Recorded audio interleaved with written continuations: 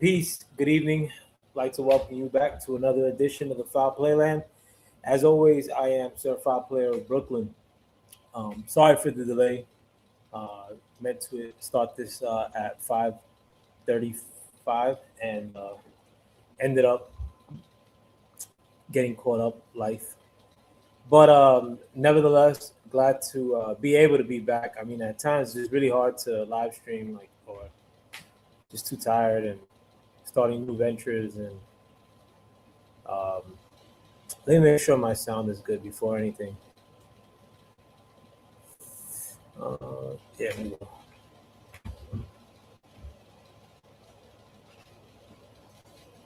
But wanted to talk about a ton of things. As always, I mean, it seems like ever since at least 2020, most people will agree that it feels like life comes at you so fast. And it's the same with like world news and with the way people are feeling about things. The things change so rapidly. I mean, it seems like one bugged out story comes out after the other. Um, it seems like one set of standards gets replaced really rapidly for a whole new set of standards. Certain topics that you're not allowed to talk about, all of a sudden they become topics that are discussed in a real candid fashion. And I'm not saying that that stuff started in 2020. I mean, but it seems like that started accelerating rapidly in 2020. And here we are, 2026. I mean, like, and I've been on YouTube for far longer than that too. And even like the standards of how YouTube is, and at least the channels that I listen to, um, things change with them so rapidly, and in their, you could tell, like, as far as what they tell you in terms of their personal lives, in terms of their stances politically. I mean, it's one thing after the other. Same thing with people in my personal life. As far as my friends, I have family members that were, you know, total anti-Trump lunatics that have now, subscribed to talking points that are closer to what I have put out there on YouTube at least. And if you don't know me, I mean, or people that even do know me that like from YouTube more than anything, um, would probably take me as a pro-Trump, uh, you know MAGA all the way. But I mean, honestly, it may sound that way, but that's more because of the channels that I've subscribed to, or the panels that I appear on here on YouTube, the ones that will let me come through. A lot of the channels that like I subscribe to, and a lot of the panels that at times I get to go on to, a lot of them be on some bird shit too. I mean, like, I'm gonna be honest, like they try to censor you, but um, or they'll try like to not let you on outright, um, which is stupid. I mean, it's unfortunate too, but not today on this channel. I mean, this is an open panel, to say the least. But at times, I may seem like I'm this staunch MAGA person, and I think it's like because of the mist of channels that I subscribe to, that I'm in their chats. If I ever do chats on YouTube, most of them are so-called minority, and I mean the vast majority of the channels that I subscribe to are so-called black content creators, if you will.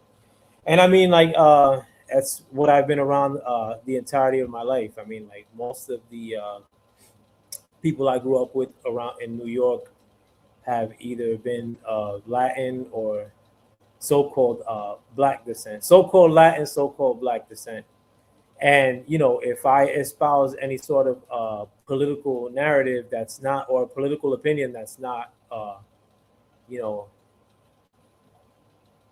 hair on fire, I hate Trump, or if it's not like, trying to make excuses for Democrats, I mean, like, people will take it as if it's like, you're being some sort of bigot, or you're ultra pro MAGA type dude. And I'm neither. I don't even vote. I mean, like, in spite of the fact that there's no way in hell I wanted Joe Biden to win in 2020, and even more so in 2024 when he was clearly in a comatose state.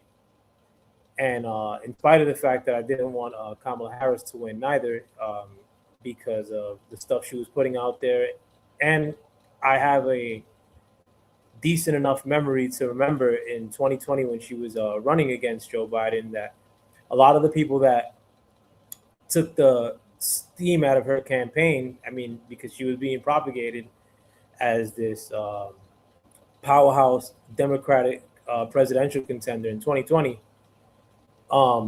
The people that took the steam right out of her campaign were the so-called black people of the great state of California when they exposed her record of her being a what do you call it, the district attorney of California, and how harsh she was against the so-called minority, and with that to include the so-called black community.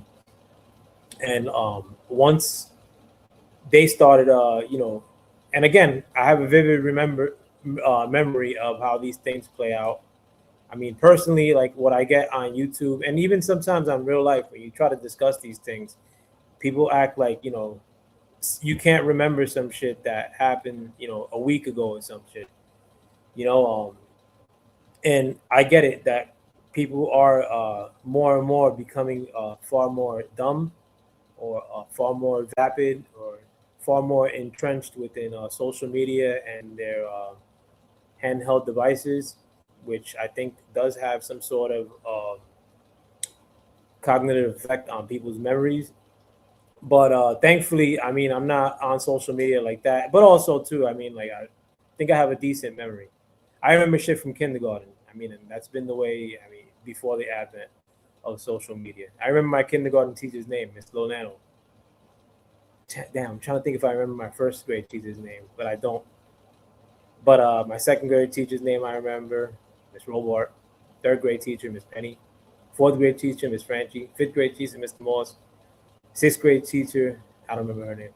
Anyhow, um, a lot of times, when discussing these things, people want to make it seem, it's just a gaslighting effect. I mean, to put it in a more, like, to not go into some long tangent. And I vividly remember in the 2020 election, again, that once the so-called minority community of California started ripping into Kamala Harris's ass, um, in the lead up to the 2020 Democratic primary, once they started exposing the fact of how harsh she was to the so-called minority community, like, for instance, um, enforcing like jail time, or threatening jail time to parents whose children were missing school. Um, and this was, again, something that was targeting the minority community of California, the so-called minority community of California. That exposure by the so-called minority community of California took the air out of old Kemi's political intentions in 2020. It was only after she bowed out when they brought her back as the vice president. But when it was Joe Biden against Trump for re-election in 2024, I mean, again, in spite of the fact that I didn't vote, I didn't want Joe Biden to run because, I mean, I have a brain, and I could tell that Joe Biden was bereft of a brain. And when it came to Kamala Harris being the late replacement choice, I mean, Kamala Harris is not much in the brain department neither. I mean, like, she doesn't seem like the sharpest um, tool in the shed. Um, Not much sharper than Joe Biden in the comatose state that he was during his presidency. But I mean, these people were offering nothing, and I wasn't going to vote anyway. I mean, but I could vote for who I prefer to be the custodian of the nation that I live in. I mean, it's a easy. I have kids too. I mean, I have a son. I don't want my son God forbid I'm not around to live in a shittier country than the one that I lived in. But again, at times, if you're not totally anti-Trump, like, and that's more of a problem with liberal, left-leaning content creators and just regular people. I mean, if you're 5% off, center left. I mean, like, liberals will think that you're a fascist. I mean, like, if you don't agree, like that, certain men that dress up as women are women, I mean, like, you're a fascist. If you don't agree that Trump is like the worst thing in the world, you're a fascist. If you don't, if you think that the enforcement of removing any sort of immigrant from or illegal immigrant from the United States or from America is, not fascistic, then you're a fascist. And it's very hard to contend with these people like on YouTube, let alone in real life. I mean, and again, like, I don't like look at somebody who votes liberal with any sort of anonymity. I mean, like, I think most people that are conservative, or I mean, I hate Republicans more than probably liberals do. But heard you getting cooked. Here we go. As another liberal depender, another liberal depender showing up. Where, getting cooked where? With that Herb Reggie Owens. Peace to you, Bruce, as well. I'm missing other comments too. Peace to Stephen Mark, 26 outs family. What up? But again, if you don't agree with any of these people, I mean, if you don't agree 100% with a lot of these people, like, then you're outright, you're a, far right MAGA, or a bigot, racist. Like, they'll throw anything at you, and that leads me into my first story, because a lot of that stuff is getting played out. I mean, like, rapidly. I mean, it might be acceptable to people that won't contend against it. I mean, like, or it might be something that in the last like decade or so. I mean, like, post George Floyd era. I mean, if you want to put a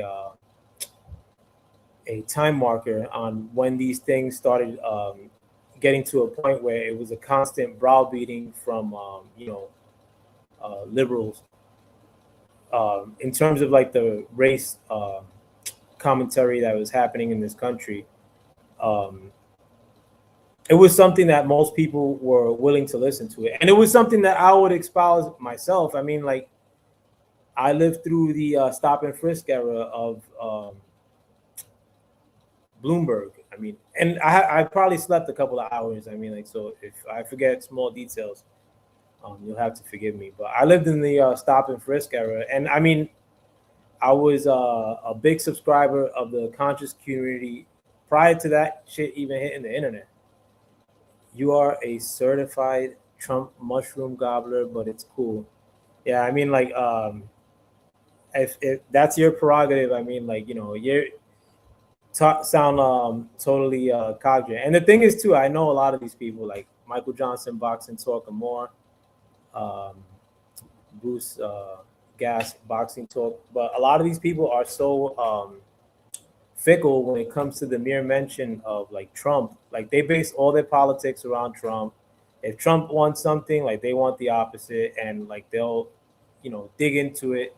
And again, it's a lot of the channels that I subscribe to are the same way. I mean, like, and it's unfortunate to see. I mean, like, I was just in the chat of a channel that I pretty much listen to every time he's on, Reggie Owens, Boxing Talk, and more. I think that's his name. I mean, his proper name. And I think he's a good content creator, not the smartest person in the world. I mean, when it comes to politics, because, when it comes to emotional people, like, like, I don't like feel, if somebody were to tell me I voted for Kamala Harris, Joe Biden, Barack Obama, like, and they listed off every liberal, Hillary Clinton, like, I think I'm not gonna feel like, oh shit, like, you're an idiot, like, off the bat. I mean, I may feel that way internally, but I'm not gonna espouse it. And I think most Republicans, as much as I hate Republicans or people that vote Republican, would probably do the same shit. They're not gonna like take some sort of point of contention, like most of the time, at least. Where it's pretty much standard, like where like 1 out of 2 times at a minimum, if you were to tell somebody, I wanted Trump to win, like in my case, because I don't vote, or if somebody were to say, well, I'm a Trump voter. I mean, like somebody like a Michael Johnson, boxing talking more. I mean, he's gonna get all hot under the collar and like make it like try to divert it into some race shit probably. Or my brother Bruce Gas, boxing talk to more, like he's gonna put the bong down and make it seem like, oh, I can't believe you're gonna be somebody who inspired an insurrection. Some talking point that we've heard over and over and over, and like similar to the race conversations that have been happening for the past decade. These are other things that are, I mean, in all essence, they're getting played out. And the thing is too that you won't see much in the way of a counter debate with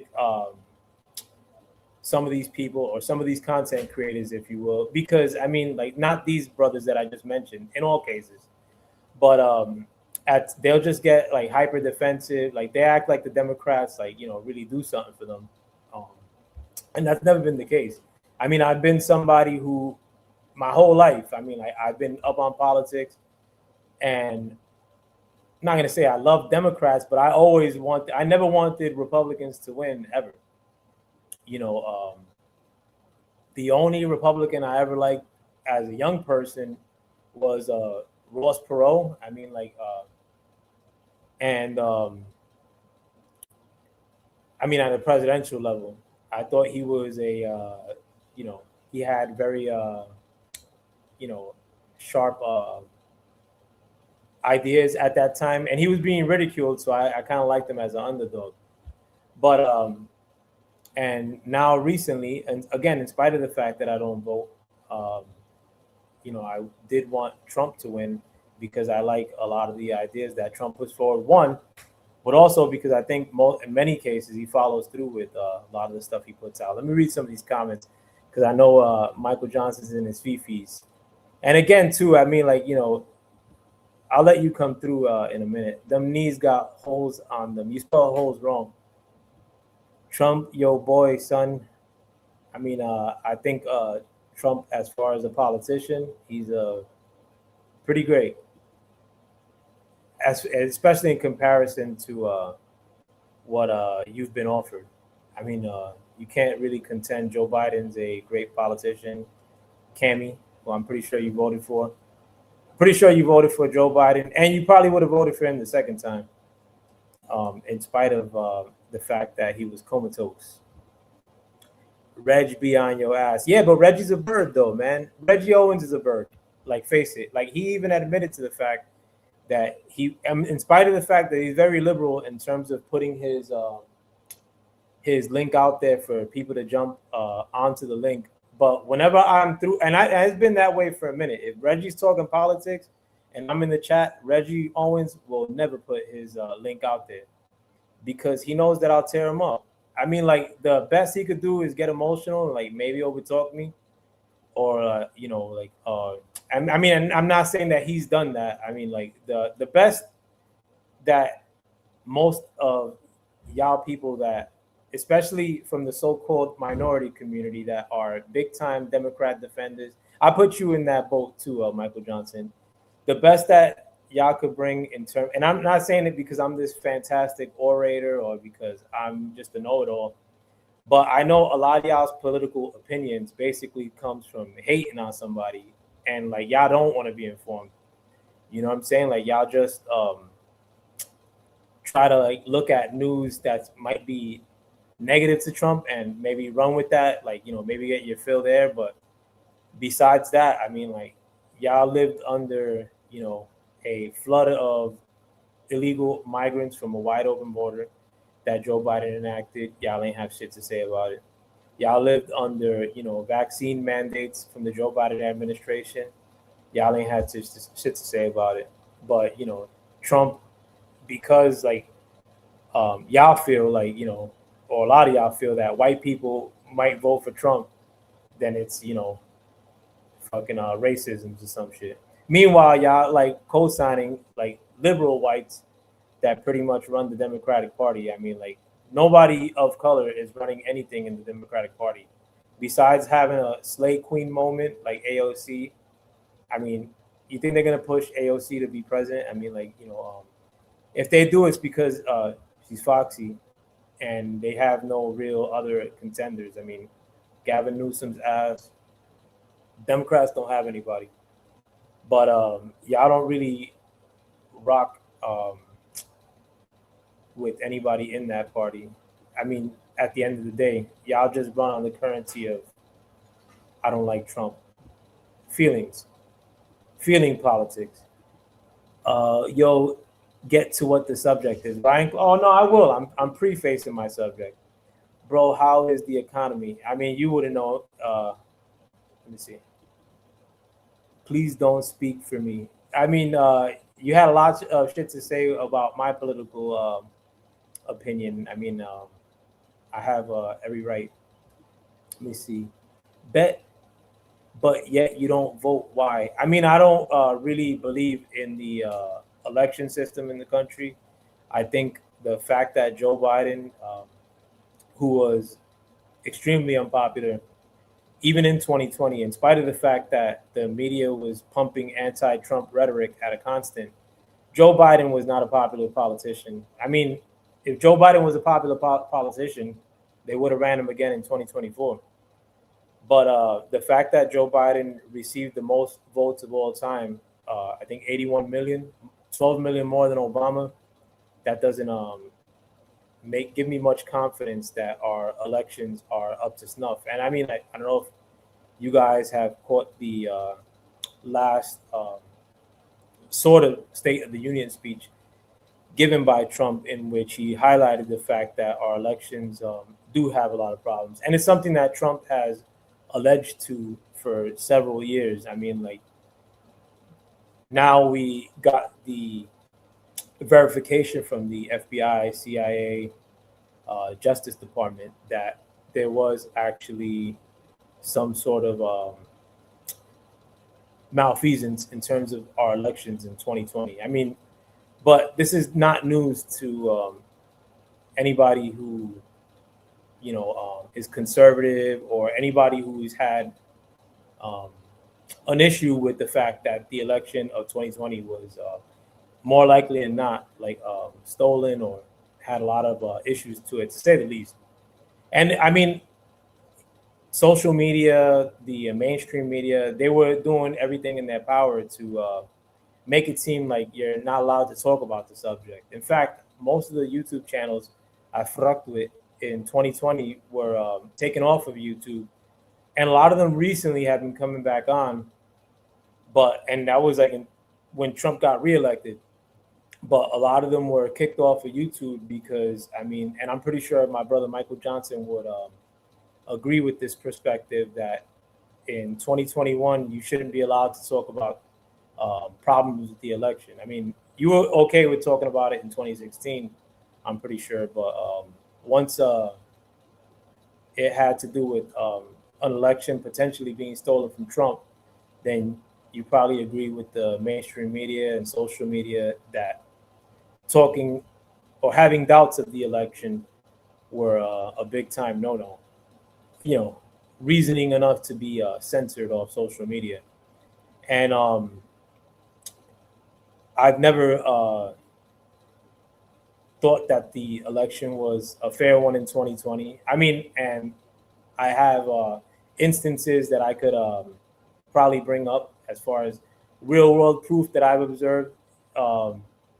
I won't get into that too much, but I watched a lot of things that happened on the evening of the election, like in the counting center in Detroit, when they started putting cardboard up on the windows, shut down any observers from being able to witness the election. My brother Deuce Times, what it do, man? Peace to you. My political opinion don't come from hate. It comes from being real woke. No, I know you're woke. I know you're woke by the modern definition or the liberal definition, but you're not woke as far as um, peeping what's happening all around you. I mean, I'm pretty sure that you know if your political issues, mostly from my observation, come from if Trump doesn't like it, then I mean, if Trump likes it, then I'm against it. Let me see.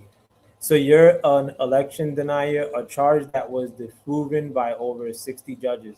I mean, that's quite the talking point that you regurgitated there, my brother Blues Cast. But no, I mean, to call it an election denier, I mean, like that's pretty much liberal talking point. I mean, but yeah, I mean, I don't like think that the elections are up to snuff. In fact, I mean, there's a documentary that came out in 2018, I think, and Kamala Harris is actually highlighting a lot of the problems that were that our election processes in this country have. I mean, and this is in 2018, and there was a ton of other liberals that were on that same documentary too. I mean, I can't remember the name offhand, but in 2016 to 2020, I mean, I think most liberals, I'm pretty sure you probably subscribe to the notion that those elections were somehow like assisted by Russia in order for Trump to win. And it was okay to election deny on social media and the mainstream media when it was wrapped up in an anti-Trump rhetoric. But once 2020 popped off, I mean, it was all of a sudden okay to censor people from having that opinion. I mean, I've had to skirt around that opinion. I mean, I'm pretty sure that this channel has probably suffered for me not even really talking about the topic. I've had to allude around the topic, to be frank, because YouTube, in that sense, is very whack. I mean, like, censoring anybody for any subject is pretty whack to me. I mean, like, I think that all subjects are a go. I mean, except like for outright debauchery against children, shit like that. I mean, like, um, if they put laws against that, I wouldn't trip. I mean, I'd be all for it. But I think all um, opinions. I mean, even if you think that you hate so-called Puerto Ricans, I'm Puerto Rican myself. I mean, if that's your gas that you want to run on, I mean, like, why should I, because it offends me, be allowed to stop you from feeling that way or from saying it?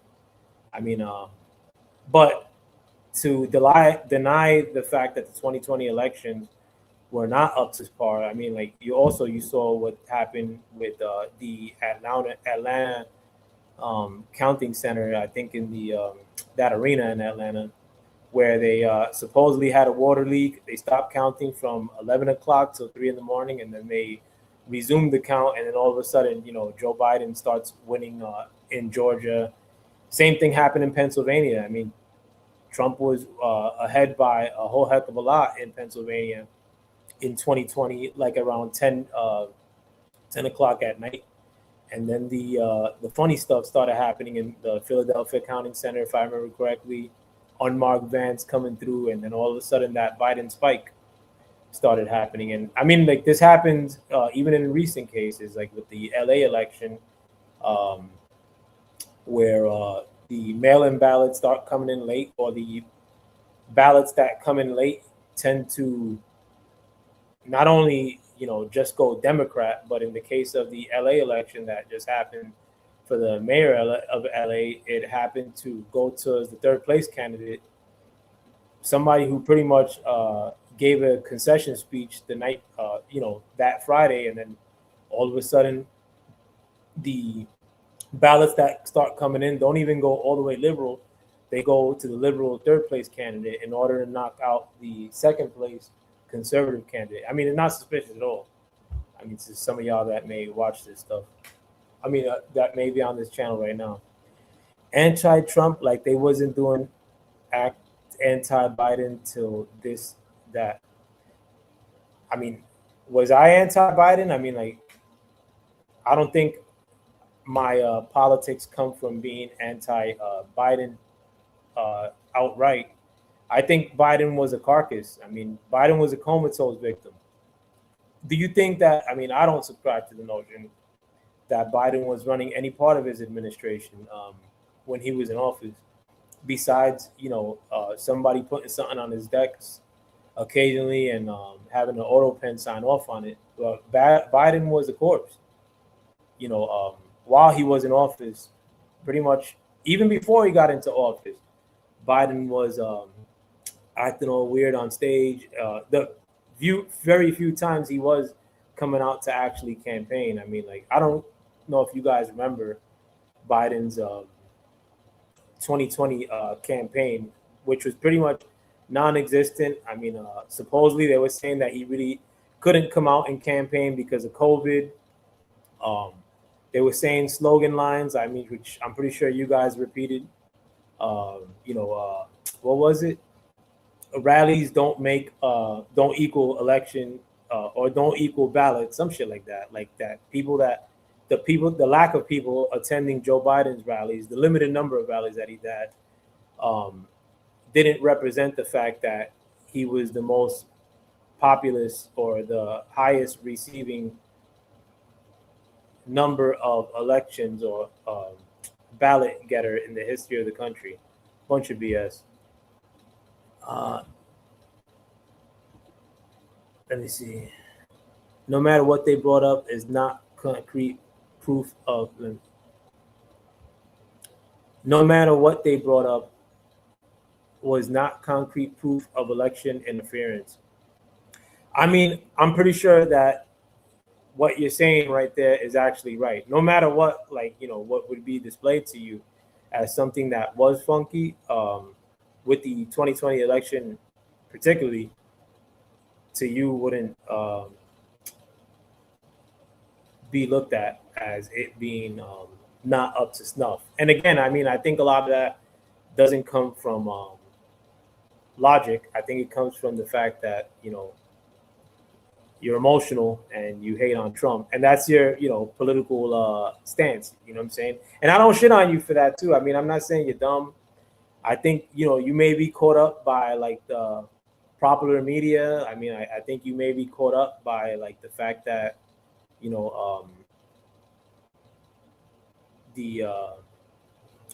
the real rudimentary stance on these things is Trump racist, Democrat not racist. I like Democrat.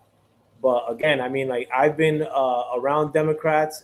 I mean, rooting for Democrats my whole life. I mean, I've never seen nobody more racist than Democrats.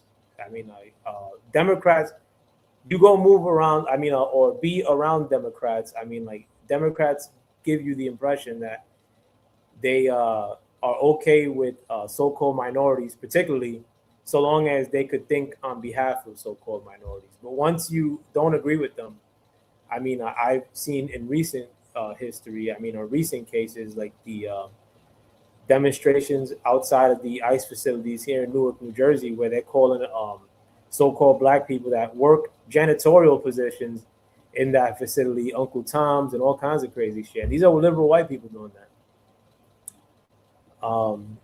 That talk cost Fox News $787 million. Yeah, I mean, I don't think that Fox News is I think Fox News or Fox works against Trump. I mean, it's a longer discussion, and I've had that notion for many years. I shit on Fox on this channel many times. Like, don't think that because the one conservative so-called network that's on regular TV gives you some sort of opinion that I subscribe to that opinion, because I don't subscribe with a lot of the shit that runs on Fox News. And I probably hate Republicans almost as much as I hate Democrats. I mean, like, I'm probably a little bit more Democrats of late because of the tinge of communism that's been bleeding into the party a lot more in recent history. And I don't fathom communists, not even for a second. I hate communists. Now, I'm woke by real definition. By the real definition that blue-haired liberals rock, yes, you are woke. Right, Bruce? Trump put his own people who bent the knee to do the investigation. I don't know what investigation you're talking about. But again, I mean, like, the facts that I brought up, the fact that, in many swing states, they stopped counting the votes in 2020 at around the same time, 10 to 11 p.m. On the night of the election, and a lot of them started recounting um, right around that same time. And again, like going back to Bruce Gass's point as far as Fox News, I blame Fox News because they got ahead of the ball and declared Arizona to be Joe Biden victory, where Maricopa County in Arizona had a lot of funkiness happening in the Maricopa County, the people that the election board there. Bro, you still living in the past. Nah, I mean, like, I think a lot of you guys, though, when it came to when Joe Biden was in office, and I'll say the same thing about Reggie Owens, Bruce Gass, a lot of y'all, my brother Mark Nash, who was here earlier, and let me drop the link. Um, a lot of y'all during the Joe Biden administration, y'all only politically were talking about um, Donald Trump during the whole 4 years. I mean, in spite of the fact that some of y'all were forced to take the JIDAB under the Joe Biden mandate, in spite of the fact that y'all saw a wide open border, and I put the link out if anybody's interested in coming through.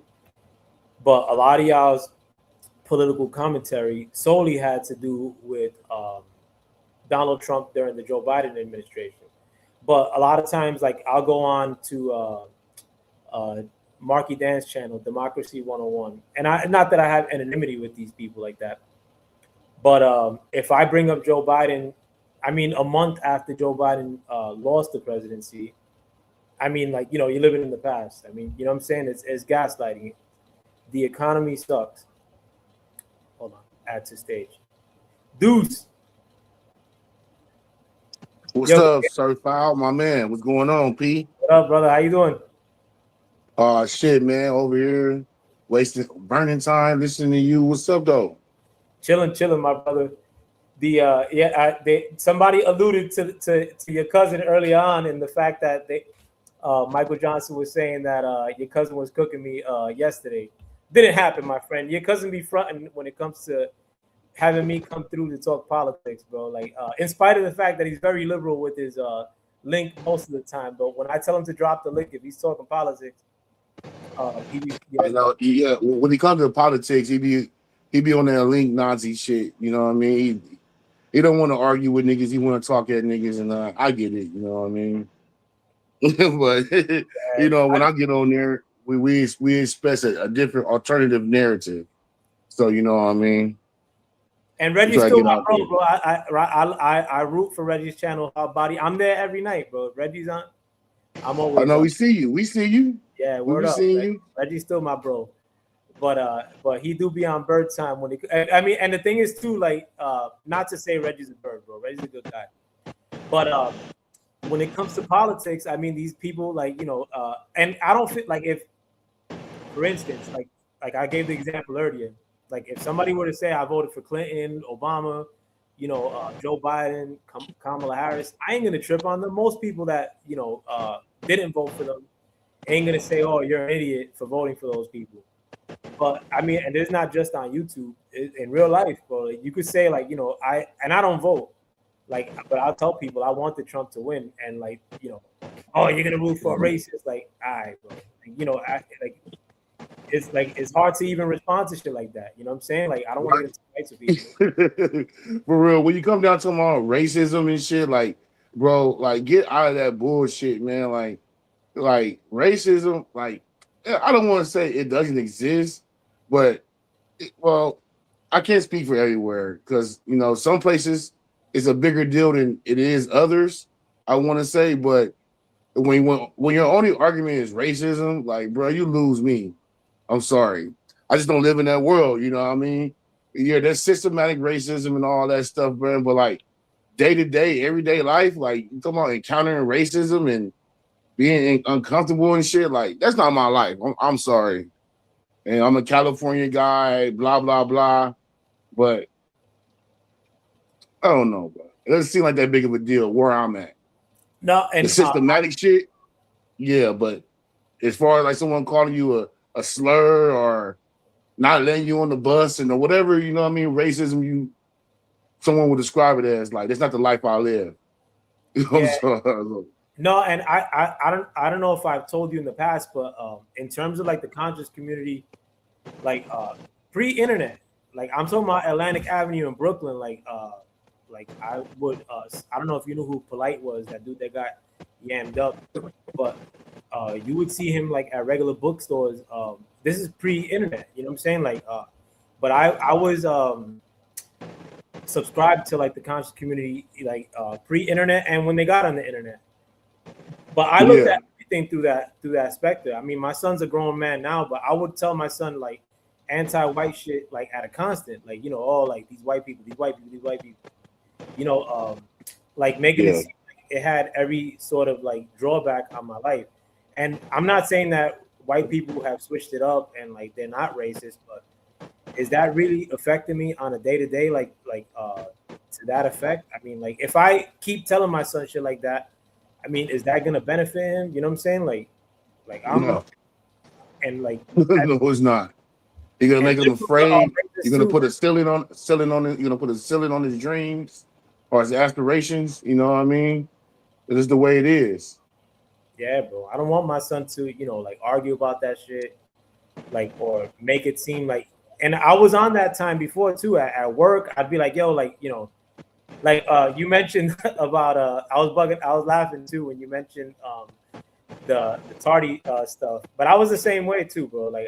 I would show up like to work and like, but I'd be like looking at like when white cats showed up late and like, yo, if they show up late, you know what I'm saying? Like I would look at them as the like, why ain't they pressing them about the shit? Yeah. Like they're pressing the so-called minorities about like being late and whatnot.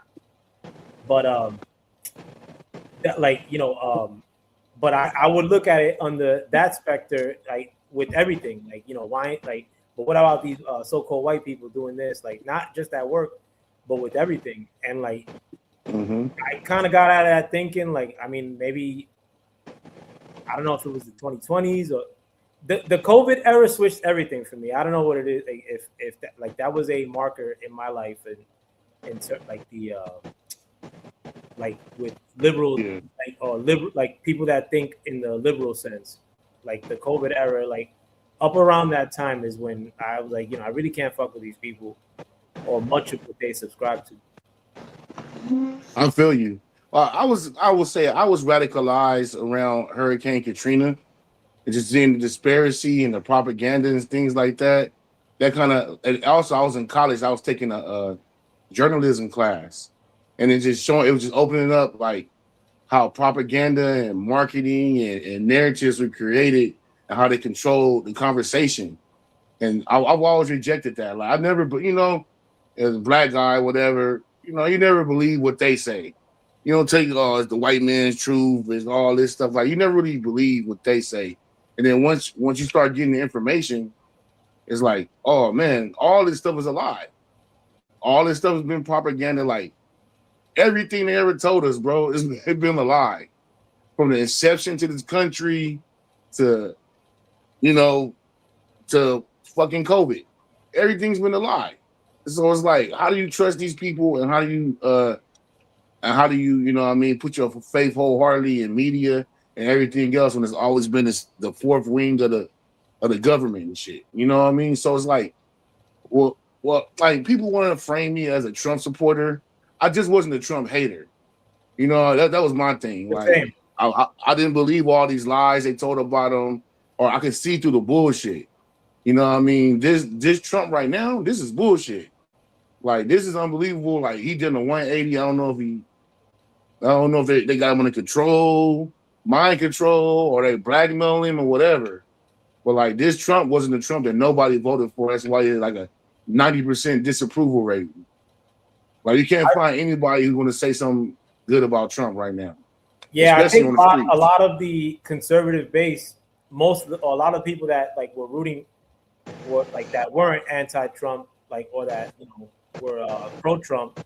A lot of them have been split on the Trump since, especially with the Iran and like a lot of it has to do with a lot of people thinking or believing the fact that the Iran conflict has popped off in probably for Israel in a sense. And I'm not gonna say that or I wouldn't try to like contend against that. Like a lot of what's happening in Iran, I don't want to make it seem like I'm the expert on. Like I mean, like I don't like any war. Um, as time wears on, though, like at first I was like, there's a good chance that this might be happening for that country, because like I don't want to get the channel kibosh that much. But as time goes on, I'm starting to like think like maybe that it's not for the benefit of that country. And it's not like I'm capping for Trump. I actually said this point in Marky Dan's channel. I actually said that a lot of times the existence of Iran being a boogeyman benefits Israel. Like Yes. benefits army. Yeah, let them set the rules and the rules of engagement. And yeah, it does benefit Israel. And everybody can see it, you know what I mean? Like since when is Israel the most important thing in America? Especially with all the stuff that's going on, all division, the most important thing, which is what got Kamala and Biden hated and not liked, was the economic issue, the economy. And that was the main sole purpose that they were so not liked, and why Trump won so much. Trump came on here promising to open up jobs and drill exploration and all kind of things like that, reingratiating a whole sector of society back into the workforce, and none of that stuff is happening. They're doing insider trading. He going there and doing the same thing they was doing, and that was the whole reason for like, okay. No, in terms of insider trading, like I don't know, like 100%. I know he's making loot. I mean, but I also know, like, and everybody knows that he had loot from the jump. But if his sons are probably making money from conversations that they hear firsthand, I think that's what most of these politicians have probably been doing. And like I always say, like a lot of times, like Trump's association highlights a subject, even if it makes Trump look bad. I'm not opposed to it. Like Epstein, make the Epstein conversation makes Trump look bad. But if people are talking about Epstein, I'm with it, because I mean I think that like child rapes are the worst problem happening ever. And if the Epstein conversation, in spite of the fact that it makes Trump look bad, is the reason why we talk about that stuff and not make it seem like, oh well, that's some sort of conspiracy, like that stuff happens, then I'm with it. Like I rather like people talk about it. Like I even like with the Israel subject, before, I mean, like maybe 4 years ago, if you would talk anything negatively about that region of the world, you could be called an anti-Semite with the quickness, or like, by both political parties.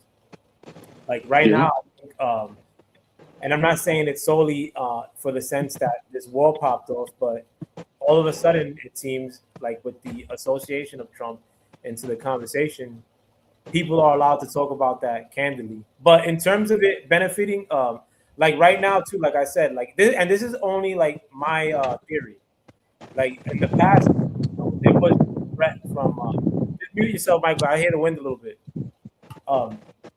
In the past, like there wasn't no threat of like Saudi Arabia potentially riding on America and or Israel. It wasn't no threat from Qatar. It wasn't no threat from name any Arab country.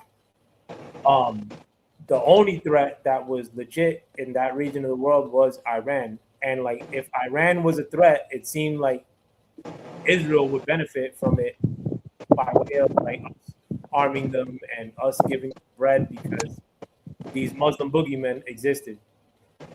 Like that conversation, I mean, this year, like based on like when Trump popped off, I think you dropped off, Michael Johnson. You come through again, and I'll let you come in. But the Israel narrative changed when they did that shit last year in Gaza.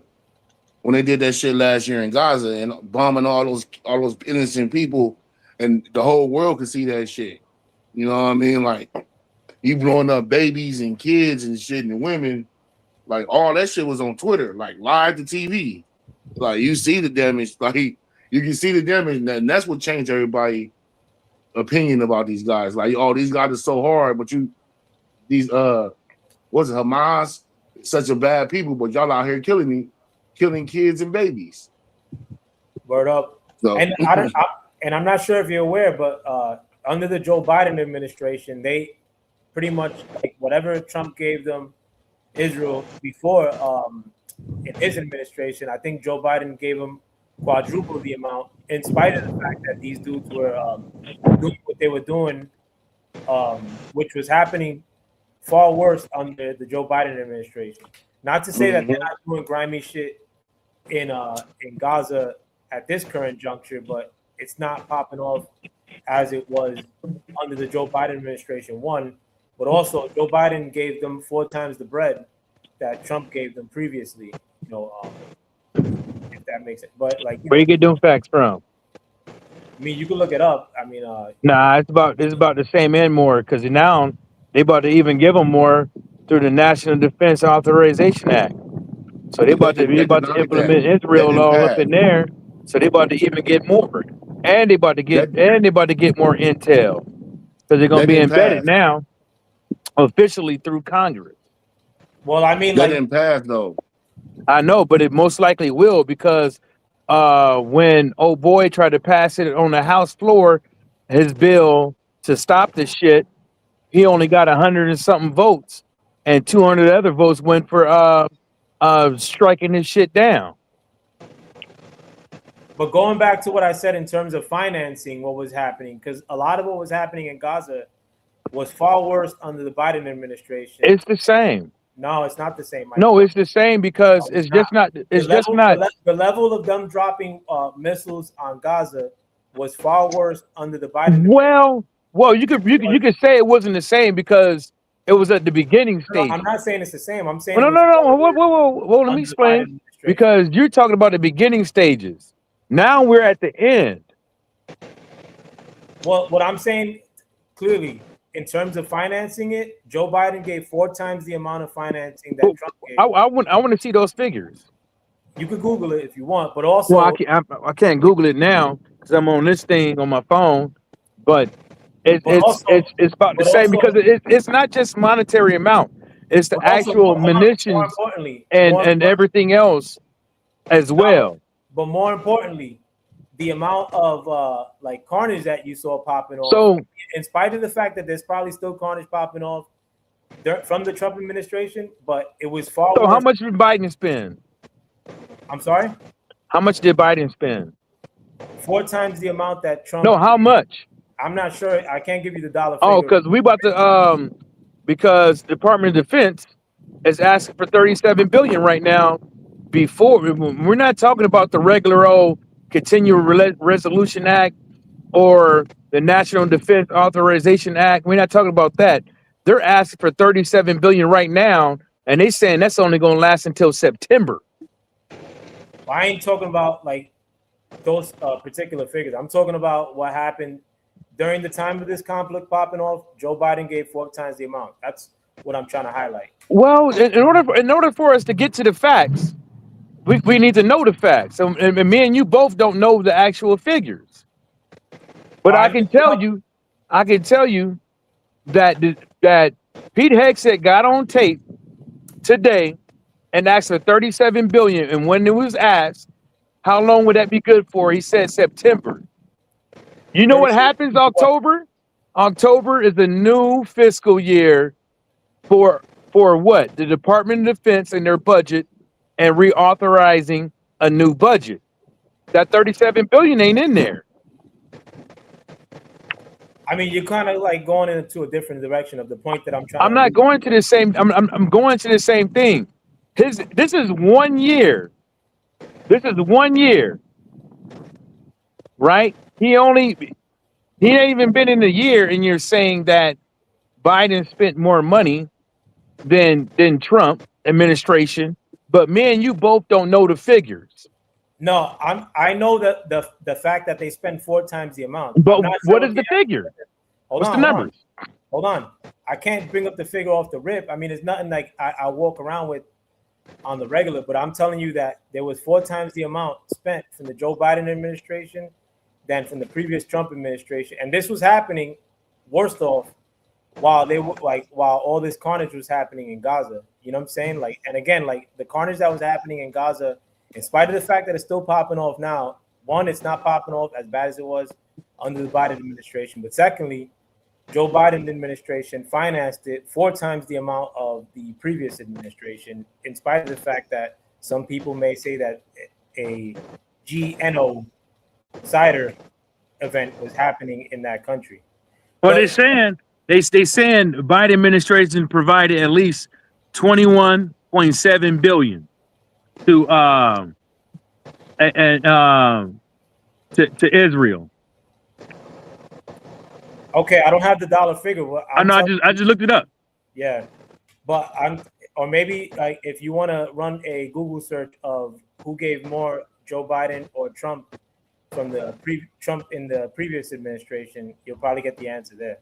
Nevertheless, though, I mean, like, you know, I don't want to get into the minutia of solely dollar figures. And again, and they saying Trump spent 12 billion, but we're asking for another 37 billion. And they're asking for 37 billion solely for Israel? The Iran is not for us. Nah, I mean, you're trying to obfuscate my. No, it's the Iran war is not for us, bro. And like what you brought up, I mean, like even the numbers you brought up is pretty much basically at least double the amount. No, because I just looked it up. I just looked it up. It's not double the amount. I just looked it up and I just told you the facts. I just told you the facts. Didn't you say Biden spent 21.7 billion, and Trump ain't even been in that long, and he already spent no. 12 billion. Hold up. Trump's prior administration and Biden and the Biden administration. Yeah, but you have to understand this. We always been sending billions of dollars to Israel over the years. Anyways, even before this. What I'm telling you is that the Biden administration gave leaps and bounds more during the time of the worst shit popping off in Gaza. Yeah, and you absolutely correct. As from what I just seen. But what I'm saying is we're asking for another 37 billion for the Iran shit, but who does that benefit the most? And who are we doing it for? Because we don't even know where the intel is coming from. We don't know if the intel is coming from Israel, China, Iran, whoever. That's an entirely different. But we know the biggest person that's going to win from this, that it's not us, it's Israel. I don't think that's the case. I mean, like, again, I thought I subscribed to like what you're saying, especially when this war first popped off. But right now, I mean, like, a lot of people don't know what's going to come of this war, like what's popping off in this war, and what the outcome is going to be. You know what the outcome is. When America, the outcome is the same thing. When America eventually wins, hold on, my brother. When America eventually wins this war, nobody knows what the world is going to be like afterwards. But I will tell you that when it came to arming Israel in the past, politically, they always used the excuse of Iran's this big boogeyman, and like, we got to help Israel. I mean, like, next year, should we come the victors of this war, which I believe we will be, that goes out the window. I mean, we the victim of this war right now. Victors of this war. No, we're not. No, there's not going to be a victor of this war. I believe so, and I mean, I'll tell you why. History repeats itself. We're going into something. No, because we're going into something that you know about that your ass when your ass was in. We still doing the same thing, and guess what that is? Looking for weapons of mass destruction, and we don't even know if they had them. But were they in the? Did they say they wanted to produce them at a minimum? I mean, so and. Nah, I mean, is we bucking up at North Korea? But North Korea isn't threatening to bomb. They saying death to America? Ain't that what the Republicans saying? Is Iran threatening? Because the only The only intel we have that Iran's planning to do something is Israel. Well, look, And Israel been lying and Israel been lying and obfuscating the truth the whole time. I subscribe to that notion. What I'm telling you is that Iran, politically, Iran has constantly spouted off debt to America, in addition to the fact that they've been questing after a uranium. But also, Iran don't bring smoke in the direction of Israel, even now. I mean, like, I said this in the past, that I subscribe to the notion that Iran was always used as a proxy into arming Israel. Like, now some people think I'm bugging out because, like, I mean, that's my theory. But it seems that having a armed or fanatic Israel that has the wanting to arm themselves with nuclear weapons and having debt to America, debt to Israel, like stance, benefits Israel, benefits like arming Israel, and at least Iran as a nuclear threat is no more.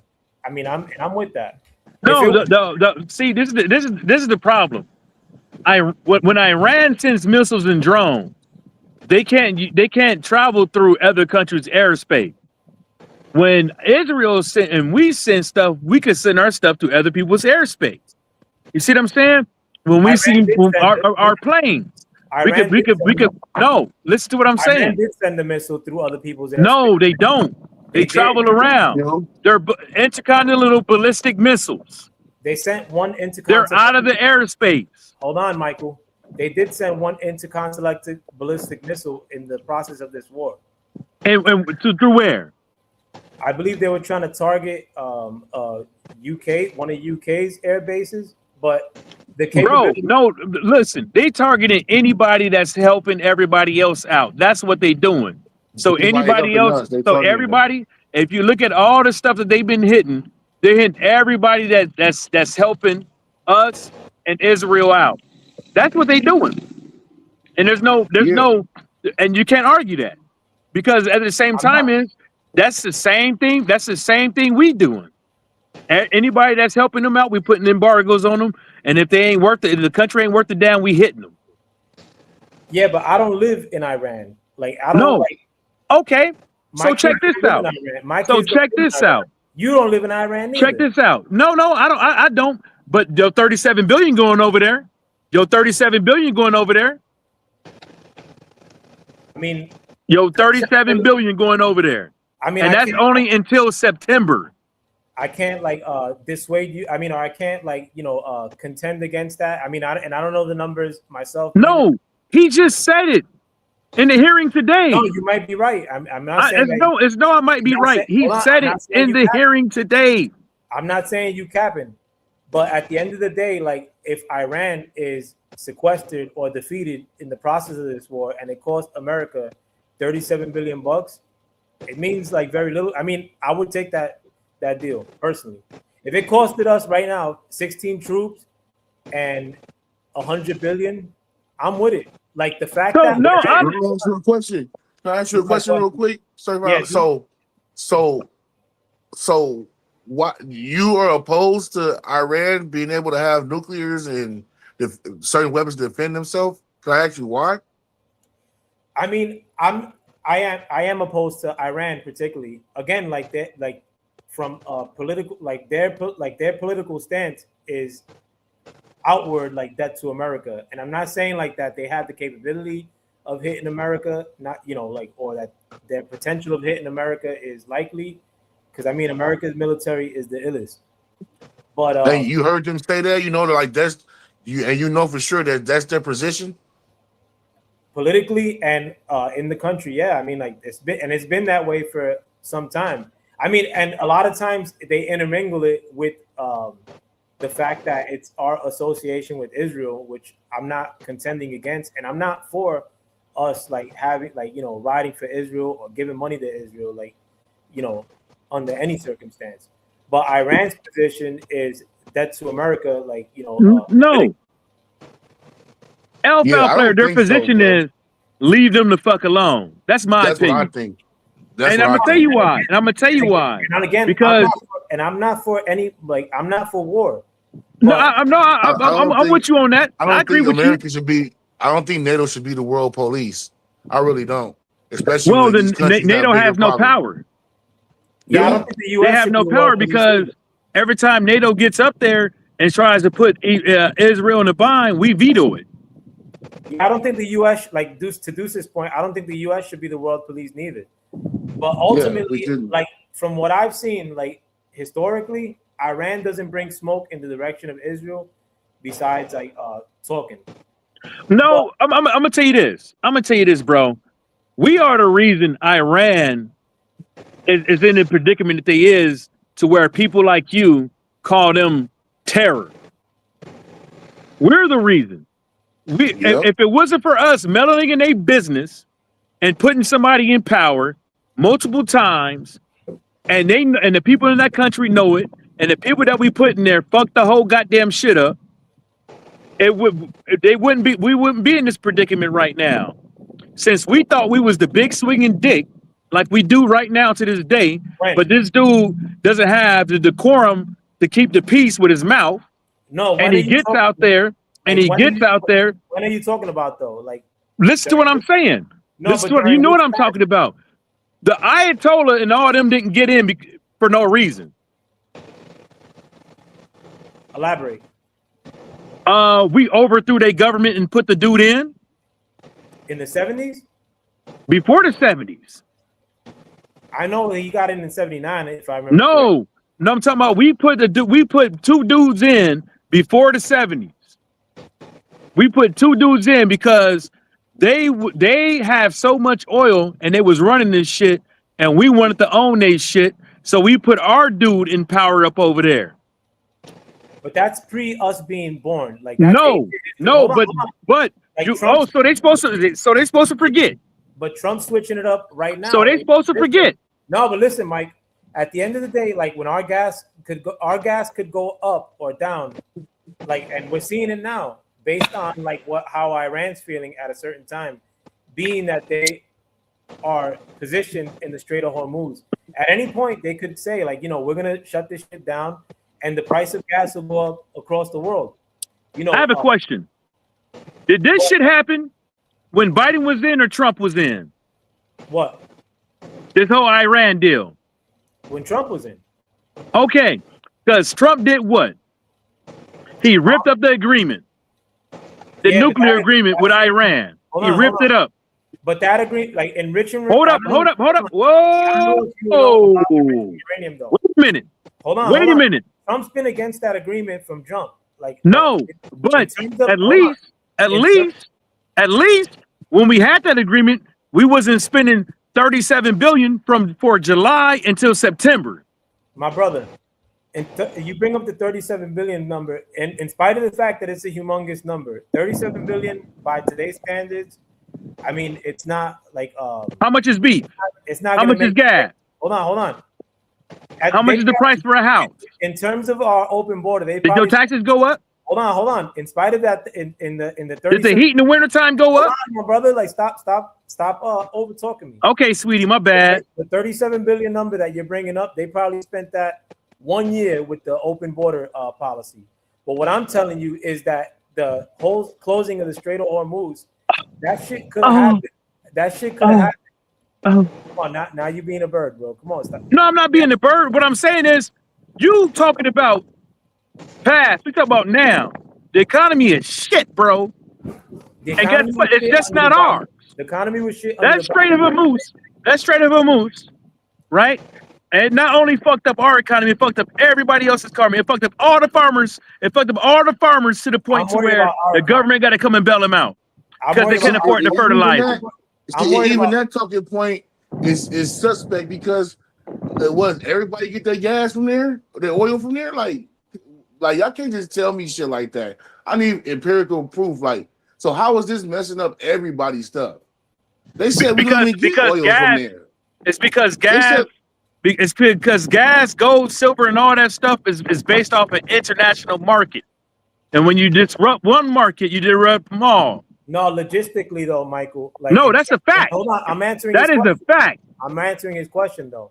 In terms of like the gas dues, a lot of the Arab countries like have to ship their gas through the Strait of Hormuz, like through that waterway. My bad, L-Fire, man. L-Fire player, man. You just got me hyped, man. I've been missing talking to you. Nah, it's all good. At least, I let motherfuckers talk. You know what I'm saying? Not like these other bird ass panels that don't let me come through. No, not you. Like not like these other bird ass panels. Oh, my bad. That won't let me come through because of they're hating on Trump. You know what I'm saying? Like, but to answer Deuce Time's question, like a lot of the gas that these other countries ship out through ships have to go through the Strait of Hormuz. But a lot of that gas, again, doesn't necessarily go to America. And Trump is trying to switch that up in terms of us not getting gas from the Gulf nations. You know what I'm saying? Like, they just took all this gas from all this oil from Venezuela, right? Venezuela, right? So, like, you know what I mean? Like, I don't understand, because it's not like we live in barrel to barrel. You know what I mean? There's reserves, there's this, there's that.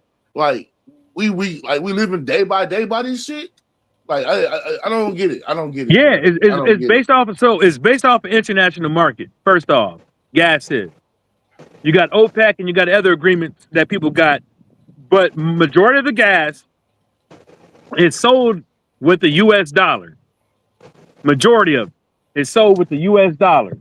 And a lot of these countries is trying to get away from it, because what that does is bring more power to the US dollar, and it lowers their currency. And also, you can't say that you took all these tankers from Venezuela and you took all these tankers from Iran, and then the prices is still the same and ain't lowered, because gas prices is based off the international market.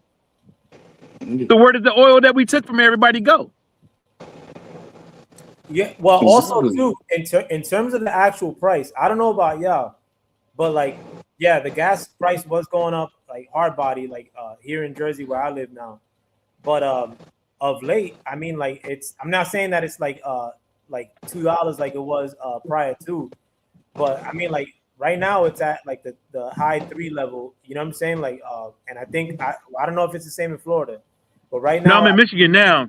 Yeah, I think it was 379, like where I live, and I'm pretty sure, like where Deuce lives in Cali, it's a lot of money. But at the end of the $5 day, to $6, yeah, $6 Yeah, ultimately, I mean, like, if we could get it like to where we're drilling for gas in America and don't have to, get it from the Strait of Hormuz, or like at the end of the day, Iran could have popped this off, like what they would like shutting down the Strait of Hormuz at any point. You know what I'm saying? Like, an agreement is not going to keep them in check necessarily. Like, they could always say, like, we're not going to rock with the agreement and cause the same kind of chaos that they're trying to do now in some other future instance. But Trump, I mean, like, I'm saying that I agree with every move that Trump makes. In terms of them being a nuclear power, they ain't that no more. And I mean, it's based off the actions. We don't know that. We don't know that. I mean, we don't know that. Well, he's claiming it. I'm not saying that I believe everything that Trump says, but that, like, Trump's claim is that they can't access the area where their nuclear facility. Man, these guys are actually winning this war, bro. Like, we're dropping like devastating shit, but we still can't get to them because we can't do a ground invasion. These guys are actually winning this war. That's why it's taking so fucking long. It's not Afghanistan, you know what I mean, or Iraq. They got Afghanistan 7 days. It's not that. These guys are prepared for this war. They sending dummy drones, all kind of shit. I don't know, though, like, in terms of like winning the war, like as far as the logistics of it, like right now, like we have like bullshit planes flying over Iran, like, and they really can't put a stop to that. The best that they can muster right now is sending like drones at a ship. I mean, which sucks because a lot of ships don't want to come through that area with their oil.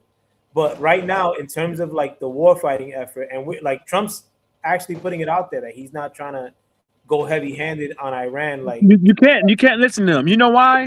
You know why he ain't doing that? Hold on. But the best that Iran is throwing at us right now is sending drones after cargo ships. I'm not saying that I wouldn't say is that they're winning the war. I mean, it's not like an outright victory for us I yet. wouldn't say they're winning the war. They're defending themselves. Can we say that? But they're defending themselves. I'll give an analogy, and I'll let you go, Mike, because I know you wanted to get a point though. But like they're winning the war in the sense of if we had some street beef and shit, and I'm beating all your peoples like on the streets, and then you go after like my baby moms or some shit. You know what I'm saying? Like they're going after cargo ships with drones is pretty much the representation of the baby moms. You know what I'm saying? A cargo ship is defenseless. Yeah, I get what you're saying. They win the battle, we win the war. But I wouldn't even say they're winning the battle either. Like, but you can't say that though, because that's the whole name of the game. You know what I'm saying? It's like, we hit them or whatever, but also they hitting us and it's affecting all of us. You know what I'm saying? And you could say it's with the drone. I don't care if you think it's from Radio Shack or wherever the case may be, but it's affecting all of us. And the tactic is working. You know what I'm saying? And we don't have a defense mechanism that can stop 100% of them all. And that's the reason why the Strait is in the predicament that it's in right now. And then when we move it forward, we can arguably say, when somebody says we're in control of the Strait of Hormuz, but we still see that there's a disruption in the system. It's not. So ships can't really move in and out freely like they want to, bro. You know what I'm saying? So that could be arguably said as a misrepresentation of the truth. And then, bro. you're dealing with a group of people that's probably ain't scared to die. You know what I'm saying? We sending folks over here and over here. They don't think they're gonna die. You think the people this weekend think they was gonna die? They're military. You think the people? You think our troops that died this weekend think they was gonna die from some bullshit like that? Nope. Yeah, they was out there taking selfies and all that shit, having fun and all that shit. Probably going to the MWR, the USO, eating real good and stuff like that, enjoying their time, getting some hazardous duty pay and all that shit. And then they're over there for what? Because we don't even know if they got what. We don't even know if they got the. We don't even know if they had the nukes. But right now, I mean, well, like in terms of the nukes, like they were enriching uranium. So enriching uranium is not a precursor of a nuke. But you need a uranium to power your energy, only at 3. Yeah.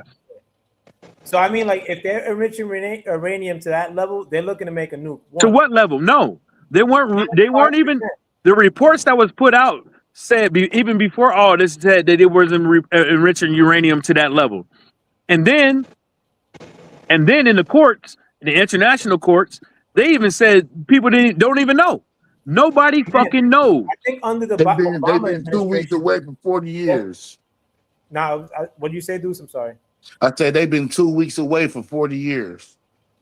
I don't know about 2 weeks away, but I know that they were in terms of for energy purposes, to run a nuclear power plant, you would only need uranium to 3 to 5%. And they were saying that they're trying to build a nuclear bomb. And it's not. No, it's not like. It's not. No, they. I read the. I was watching. I was watching it. The live video of two of the oversight committees and one of the international court. Nobody fucking said that. Nobody could prove, and nobody could even prove that they were enriching uranium to the point to where they can make a nuclear bomb.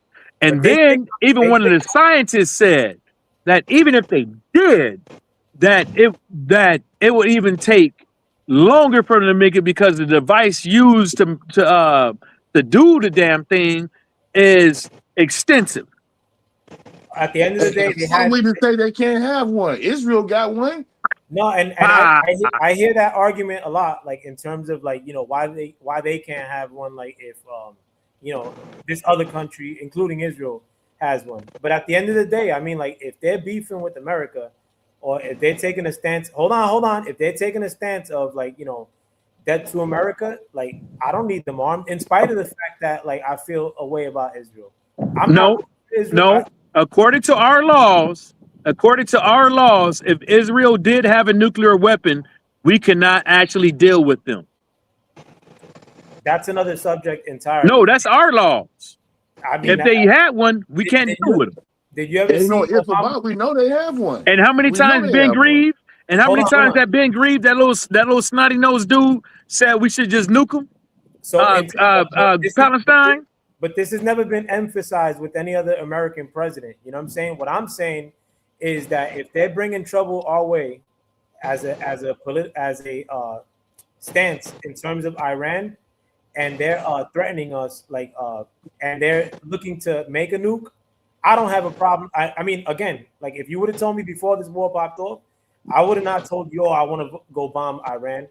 But if you would have told me over the span of a weekend that we bombed their nuclear facility and that we have control of the Strait of Hormuz, or the Strait of Hormuz is blocked for them, as well as it being blocked for everybody else. I mean, like, it sucks for everybody else that can't operate in the Strait of Hormuz, but Iran can't get shit on the Strait of Hormuz either. Like, we're controlling the situation right now.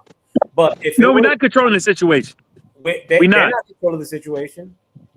Nobody they are is in control of the situation. They are in control of the situation. But nobody is. Iran, most people agreed that Iran was looking to make a nuclear weapon. That's not the case. But it's still like the case that we thought Iraq had weapons. Iraq had a nuke. That's still the case.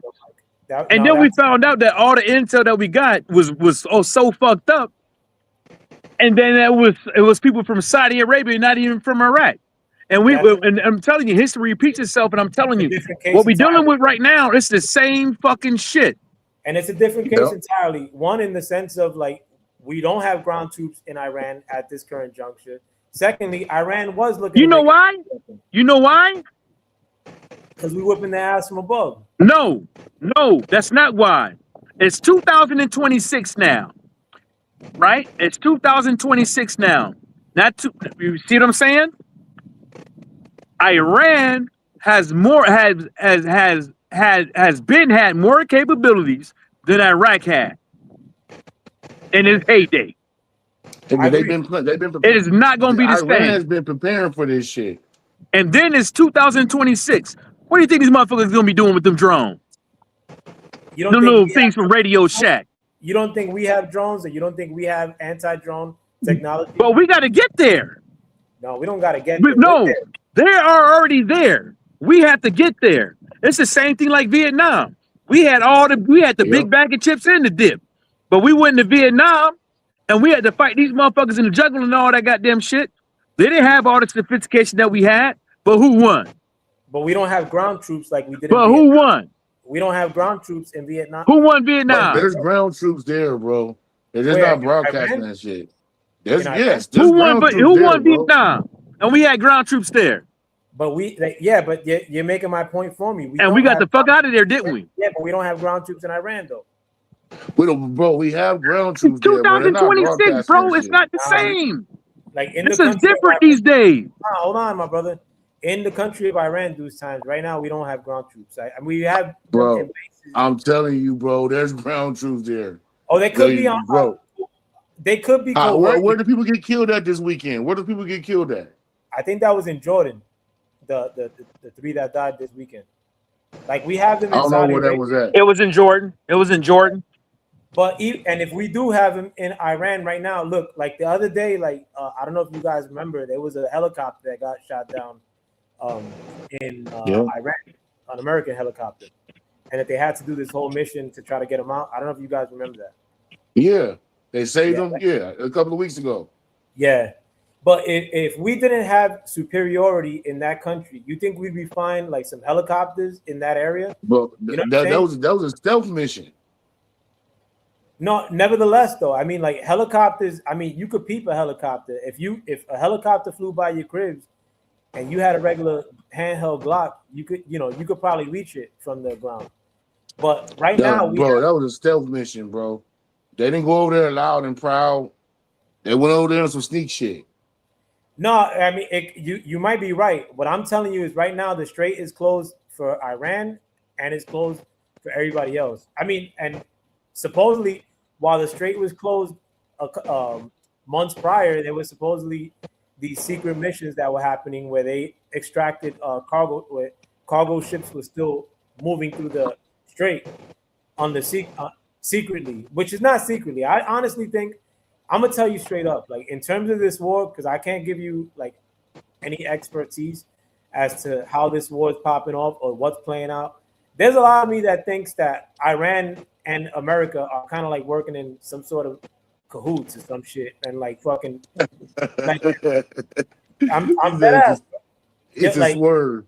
Nah. I'm not saying it to give coverage to Trump, but like at the end of the day, like this weekend did switch that up for me, like in the terms of like 3 more troops of ours died. But at the end of the day, if you tally how many troops have died for America in the process of the war, right now that number is probably at 16. You know, which I mean, it sucks. Like, you know, I don't want to see one. It does suck, bro. Bullshit. For no reason. Yeah. This is for no reason. Yeah, but you can't say that, L5 player, because this is what you want. Who won? This is what you want. What do I want? This is what you want. Nobody voted for war, bro. No. Nobody This is war. you literally alluded to going after Iran and all this other hoopla shit and making sure they don't have a nuke. No. I'll re-emphasize my point that I made. My bad. It's fine because you're not wrong entirely. I'm telling you, if the trade-off at the end of the day, like let's say we spend $100 billion and that, God, hopefully, like 16 troops are the only ones that died, which sucks again, but it's not a humongous amount of troops. If that trade-off is for that amount and Iran doesn't have a nuke and they're not used as an excuse to keep arming Israel, the central excuse to keep arming Israel, I'm with that. Like I mean, it may seem callous, but to me, that's more of a business trade-off. I'm not with it, and I'm not with it because we're going off of assumptions. We're going off of guessing. We're not going off of what is actually reality. But like I tried to cut you off earlier and tell you that you don't know who's going to win the war and all this other stuff, blah blah blah. But we know what's going to happen. The main thing that's going to happen, the same thing before we ran up and the same thing before all this shit happened with Palestine. I told everybody. I even made a live, even made multiple videos, even before all this shit happened. The main thing that's going to happen is a whole bunch of people, innocent kids, babies, women and children, and elderly, people who ain't got nothing to do with this shit going to die. Have you been based off of a fucking lie and assumption? Have you been seeing that pop up? That hasn't been popping off in Iran. As far you think we ain't hit? You think this whole time we ain't never hit one civilian in Iran? Of course, absolutely. What I'm telling you is that like you think when we hit they deep water sanitization plants that take seawater into fresh water, you think they ain't affecting them? You think when we hit their power plants or their nuclear power plants, you think they ain't gonna affect them? But at the end of the day, what like the worst of what you've seen as far as civilian casualties, in terms of like what Iran has put out to the world, is the one instance in which you saw like that school of girls get hit, which sucks. No, man. in this game, we not gonna see it because multiple countries has been hit by. Hold up.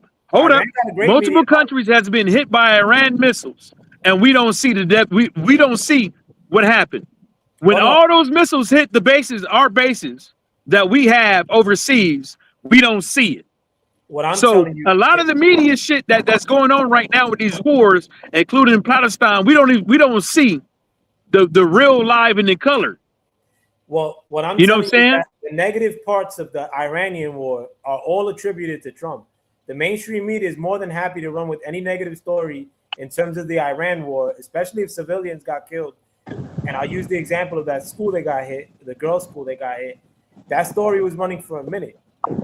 That happened like 4 months ago, and you haven't heard any instances. I'm not saying. But shouldn't? Okay. I'm not saying that. Okay, you hit a girls' school. You killed a whole bunch of kids. That was shouldn't that be running? Again, I don't agree with that notion. But if that stuff was happening at a constant, Iran would put that out there, and the mainstream media here in America, which hates Trump, would be putting that out there front and center at all times. And you really Okay, let's think about it. Do you think that we should be friends with somebody that killed Americans? No, How many American journalists did Israel kill? that's a different conversation though. And again, Got him. I'm anti-giving. I'm the least proponent of that country. Like, make no mistake about it. Like, y'all are, like, a lot of people are picking up that notion since this Gaza shit popped off. I mean, like, y'all late to the party. I mean, like, I don't want to give them a penny in any other country in this world, like, outside of the U.S. Like, I think we should retain all our bread and all our weaponry. But at the end of the day, like, this war, I mean, and the Trump effect in general, it exposed, like, the attributing, like, things. Trump has been, since he's been a political presence in this world, and there's a 40,000 view perspective, Michael. A lot of things that we've never talked about all of a sudden are front and center, good or bad, because of the Trump effect. And I mean, that's not true. That's not true. That's not true. Folks been saying. Hold on. When did they talk about Epstein more? Under any other presidency or under? Yeah, Epstein flew under the radar. Yes, he did. You're right about that. When did you're right about the Epstein thing? Yeah. Like, I mean, and since Trump has been a president, I mean, like, I'm not saying that it's directly happened in a Trump presidency necessarily, but the anti-stance of that country that we named earlier has been. That's been going on. That's been going on. That's been like it is that now. That actually has been going on for a very long time, but it has been wrapped up. It's wrapped up during Biden, and there was a lot of protests during Biden about sending money up over there, to include people, the aid and the PAC. People have been blasting people for taking major donations from them, and there's been big protests before that.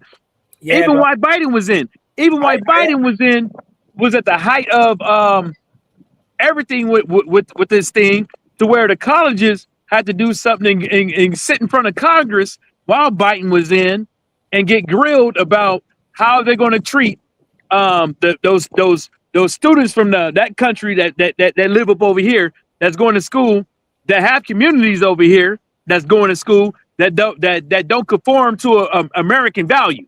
No, nevertheless, what I'm saying is that these conversations, I'm not saying it during solely under a specific administration, but Trump has been in the political picture for a decade now. But these conversations now, all of a sudden, with all sorts of topics that, like, really weren't talked about in the past, now all of a sudden are front and center. And I'm like what? Besides Epstein, what? What are you talking about? The support of that country right now, like, that's been a big thing. While Biden was in, yes, it was, and it was talked about religiously. I mean, not to that. Yes, effect. But again, like, the fact that we, like, and I'm not saying this because, like, to give only props to Trump. I'm saying that, like, the fact that Trump is that kind of a figure that people either love or hate. A lot of people, like, in the Republican Party, turned away from Trump because of this war and because of his supposed support for that country. I mean, but there's a lot of things. Because the party right now is fractured in half. No, most of it's not. Most people was turning away from Biden because of this shit. Not of that effect, though. Honestly, like, people are more. It's not that country. Stop. Let me see this. Hold on. It's Iran. I'll give you an example. Like, a lot of people didn't turn away from re-electing Biden up until he fucked up in the debate. Like, when it came to, like, his support of Gaza, I'm like, there were a lot of liberals that weren't with it, but there weren't many that were saying, I'm not going to vote for Biden, or that it didn't fracture the party in half. In fact, like, I mean, he did. Nobody was going into an election before all this. 2023, I mean, this shit, like, in terms, not the Iran situation. Yeah, but nobody was going into an election before all this. And then it happened, and now you got to worry about going into another election. And people did say they were not going to vote for him because of that shit. Not only that, I'm gonna tell you, Israel's not. Sorry, that country we're talking about is not the big factor. Iran is the big factor right now. I agree, but at Iran is the big factor why people are turning away from Trump. No, and I agree in terms of, and that's what, and I put midterms in terms of my my titling and to try to beef out the logistics of the midterm specifically and how the Iran war will affect Trump. But again, I'm taking a 40,000 foot view of what's happened in the war and what's happening in the war right now. Again, no ground invasion, no troops on the ground as far as the U.S. goes. Again, like the amount of troops is comparable to like what Biden lost in the Afghanistan pullout in one day. I mean, one troop is too many. Who authorized the pullout though? Trump did at a different day. Iran. Trump. No, stop. Not only did Trump authorize the Afghanistan pullout, Trump actually released high-ranking Al Qaeda motherfuckers. Well, before that. So the only way they was gonna be able to do that is if they had the generals. We released them motherfuckers. Well, we released them 5-star generals that was out there that was convicted of killing Americans. Trump released them. Well, not only did he release them, he broke them off with some bread. I'm not sure about like what you're alluding to, but what I'm telling you is that listen to me.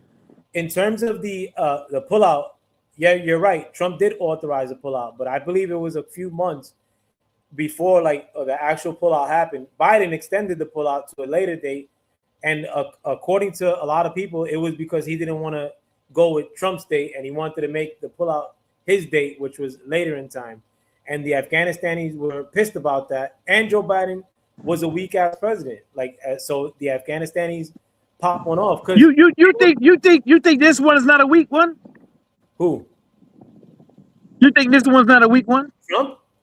Yeah. I mean, you may not like Trump, and I may not subscribe to everything that Trump does. What makes you think he's strong? In terms of how he's perceived internationally, Joe Biden is can't like light a candle to Trump. Obama can't light a candle to Trump. Trump, I mean, like when Trump asked another nation for shit, they cave in. Trump run with like the U.S. The U.S. ultimately, whether we like this country or not, I mean, a lot of so-called minorities get into the habit of shitting on this. But you're not answering the question. What makes him stronger? I'm not gonna get. I'm telling you, like that's not telling me. What you're saying is a bunch of BS. You're telling me because people are scared of the guy because he's impulsive. No, I'll go back to your. That's not strength. I'm telling you your first point. They're scared of the guy. I mean, like I rather. That's not strength.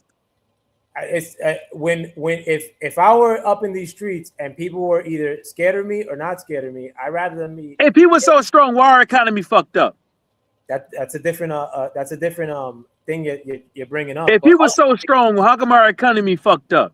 Our economy's been fucked up. How come all these other countries is thinking about starting their own shit to get away from us? How come all these other countries is waiting for this dude to get out of office and all that shit? How come all these other people in these other countries have more decorum with their mouthpiece and don't say erratic ass shit? Let them. I mean, like at the end of the day, like, it's not make them.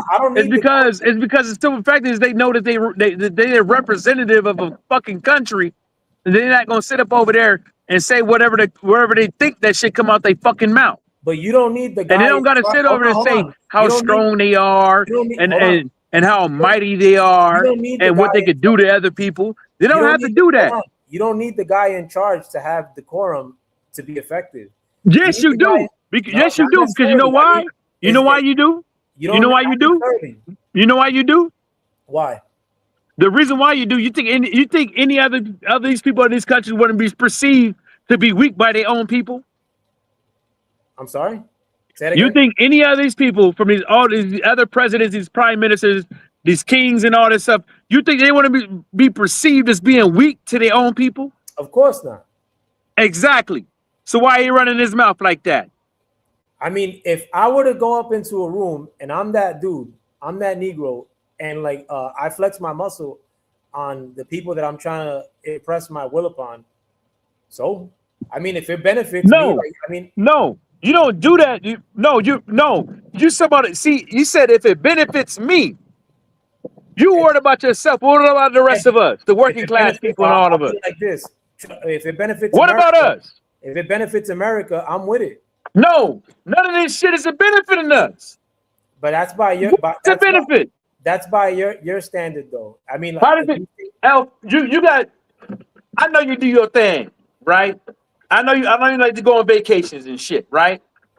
I know you got your little spots, right? All of this shit is affecting you. In terms of like the price of gas and like the price of items, the price of any tangible good is up, and then we don't even know how it's going to be at the end of the year when these crops come in because of all this other shit. Michael, I brought this up in that knucklehead Reggie Owens panel many times, or his chat, because he don't let me come through on his panels. I'm the person that shops in his house.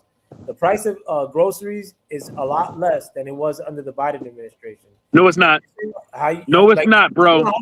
What are you paying more for that you were paying less for under the Biden administration? When Biden, that last year, the last year under Biden, everything was down. Like what? Guess where I was living? I was living in the Florida Keys, where everything got to be, everything got to be, everything got to be either shipped in or whoa, stop. Everything either got to be shipped in by boat or came through by a semi truck, and they only got it's one way in and it's one way out. Well, hold on, are eggs cheaper now than they were under Biden? Oh, this shit's way higher. You're capping, bro. How much you paying for eggs? Hold up.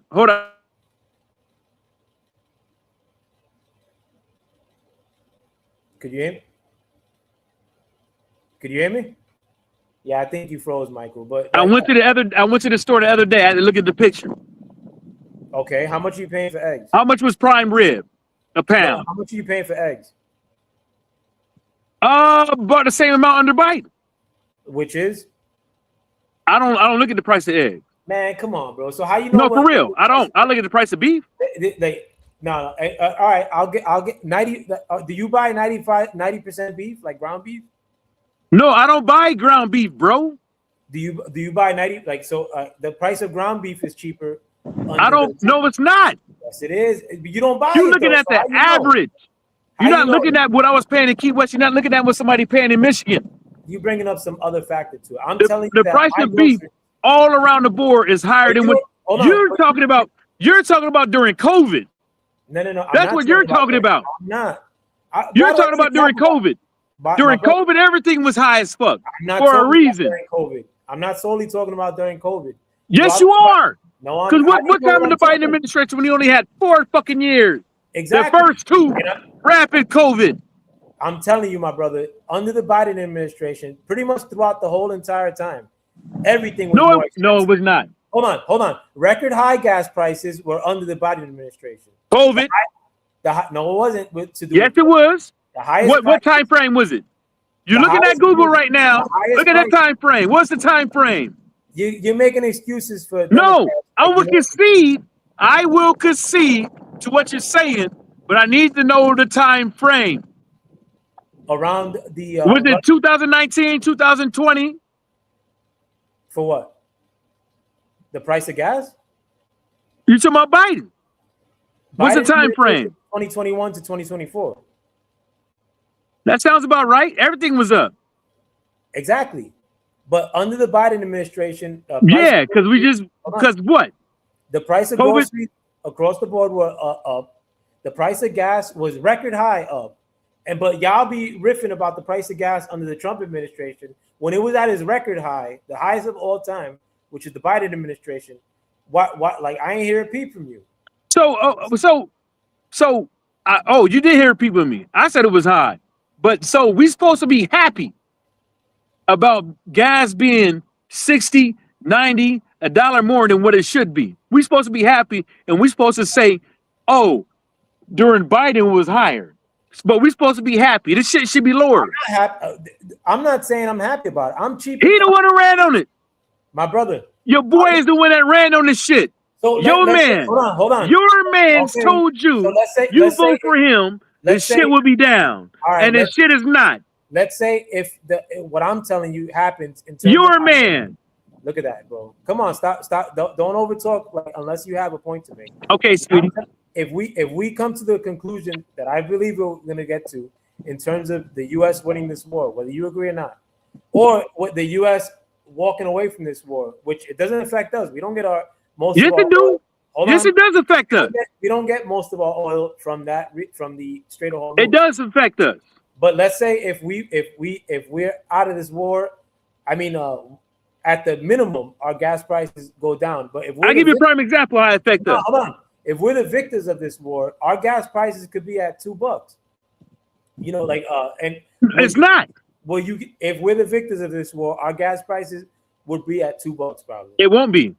If we're the victors of this war, and we're not going to lose this war. I mean, we're more than likely not going to put troops on the ground. We're kicking Iran's ass. But at the end of the day, Iran could come to a legit deal and say, listen, we're done. We bow out. We're not with it no more. Or we could arm the opposition to the IRGC and let them run amok in Iran, and we walk away from the war as victors. Our gas is going to be at $2, Mike, which it was like. But okay. Your gas being at $2 based off a lie about a nuclear bomb, and a whole bunch of people die because of it. Is that worth it? To me, a whole bunch of innocent people is going to die. That's what needs to happen. From where? In Iran. You think it's just going to be some soldiers or whatever? Whole bunch of people are going to be suffering over there. Whole bunch of people are going to die. They ain't got nothing to do with this shit. Again. So you think you got a moral high ground on the gas being $2 based off? So basically, you buying some blood oil. I mean, at the end of the day, Iran could pop this same kind of shit off in any future sense. Iran did have an intercontinental ballistic missile that they did launch off, which I mean, they could have whatever. No, nobody knows. They launched it. No, that's an intercontinental. They been launching those. We talking about nukes. They launched one. They weren't supposed to have that. And they no, we talking about nukes. They can have those. No, they can't. Who say? Under the agreement that they had with Obama, they weren't allowed to that. They signed. And after they was beat up on, they's not supposed to have nothing to defend themselves and deter people from running up in their shit. Come on, bro. At the end of the day, Mike, you don't live in Iran. I don't live in Iran. Yeah, but we live over here, right? Right now, we live over here, right? Ultimately, as much as I don't want to see civilian casualties, you're not even seeing that popping off. Besides the one instance, which it's happening. Hold on, which the liberal media is going to bring up, which is that one school that got bombed. Well, Fox News ain't going to bring it up. You know why? I don't watch Fox News. That's the liberal media. No, but what I'm saying is you. Hold on. If the liberal media had bad news to report about Iran, you'd be hearing it all the time. Just like this past weekend when the 3 troops, may they rest in peace, unfortunately got bombed in Jordan by Iran throwing missiles or whatever in that direction. But the liberal media would be more than happy to also report upon civilian casualties.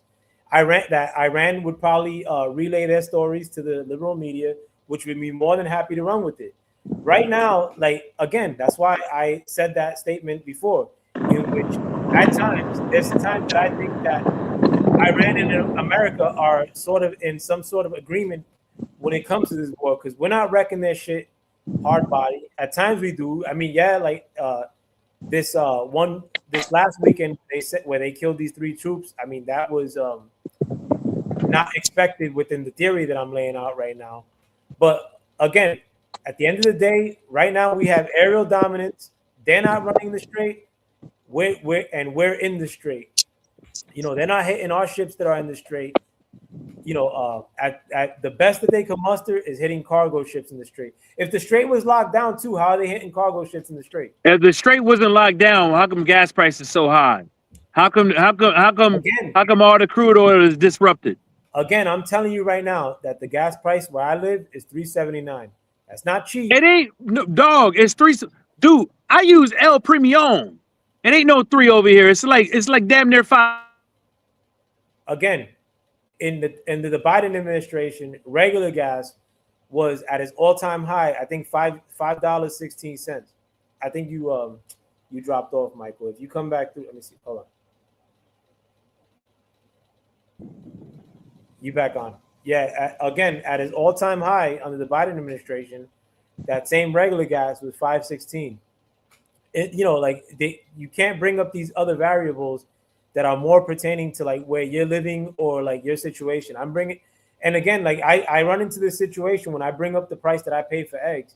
When eggs go on sale around me, I shop at the Nutley ShopRite. The Nutley ShopRite, when eggs go on sale, are $1. But normally the 18 pack of eggs is $2.19.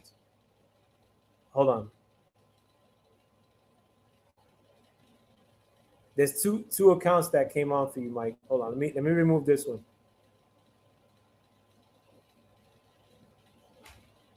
I think we're running into some technical. Yeah, it's my signal. Okay, we're good. Back again. Like I was just saying, the price of like the Nutley ShopRite, which I shop in my supermarket, which is the big supermarket, the price of eggs when they're on sale are $1 for a dozen. But I paid, which these eggs weren't on sale, $2.19 for a dozen and a half of eggs, 18 eggs. What the fuck? The dozen of eggs was regular price, $1.49. Under the Biden administration, that got up to $7. Could you hear me? Yeah, I believe we froze again, Michael. Again, if you want to dip and come back in, yeah, you back, Mike. The fuck?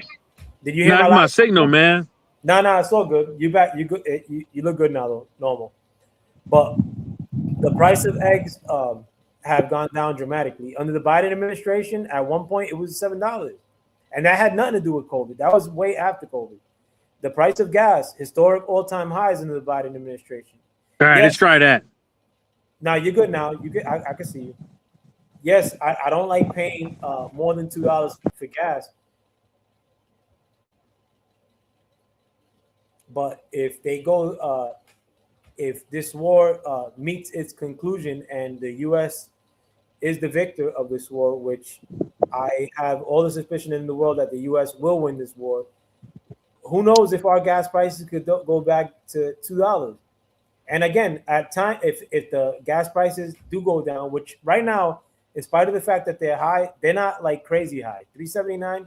I'm not comfortable paying like $3.79, but most American people, like when it comes to the midterms, they're gonna factor. All right, like, do I want liberals like back in office when right now, like they're trying to throw pretty much virtual communists like into these Senate seats, like a Graham Plattner, like the political darlings of the left, like my man Reggie Owens was propping up Mamdani.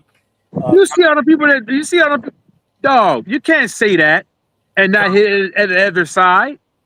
I'm sorry. You cannot say who people putting in their qualifications and not hit on the other side. No, I'm telling you, in the midterms right now, that the American public has to decide on who they're gonna vote for. Like, in spite of the price of gas being high, I mean, we're being gaslit in many cases because when it was we're not. No, when it was in all-time highs under the Biden administration, not much was made of it. I mean, and again, like I go on to anti-Trump channels at a constant. I mean, you being one of them.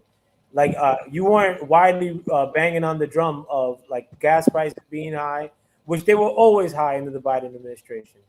The only time that they got a little bit cheaper was pre-midterm, and that was dude. I ain't never made a video talk about the gas prices being high even to this day. I don't know about that. I mean, but you can tell me No, that I never made a video about the gas prices being high to this day.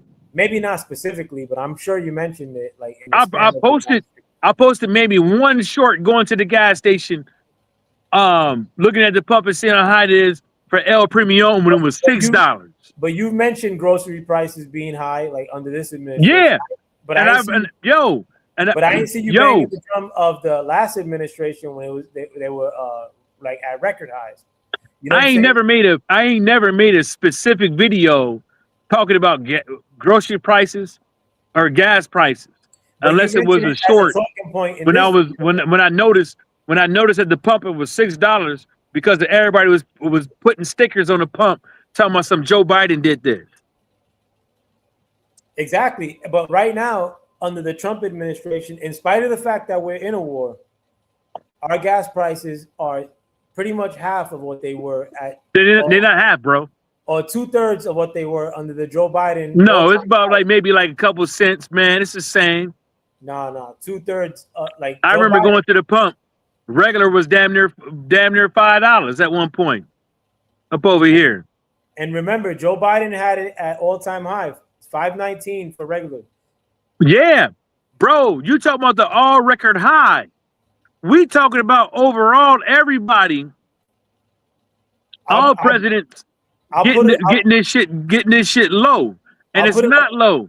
You're hitting on is not as bad as the other guy, but even other guy, and even under this guy is still bad. It's not as bad as it was in the Biden though. But it's still bad. No, it's not. It's not OD. Right now, I'm telling you. No. What I'm saying is, it's higher than what it should fucking be, and it's affecting you. It was affecting me more under the Democrats. Yeah, but it's still affecting you. Of course. And it's affecting you because of somebody. Because when Trump came in, all of this is my motherfucking opinion. I'm not trying to represent nobody or whatever. But when Trump came in, right when he was running, gas prices damn near plummeted. When we start fucking with Iran and all that shit, gas prices went up. And even now, recently, Michael Johnson, the gas prices in recent weeks went down pretty low. Like the gas prices were at low 3, and that's but where they at now?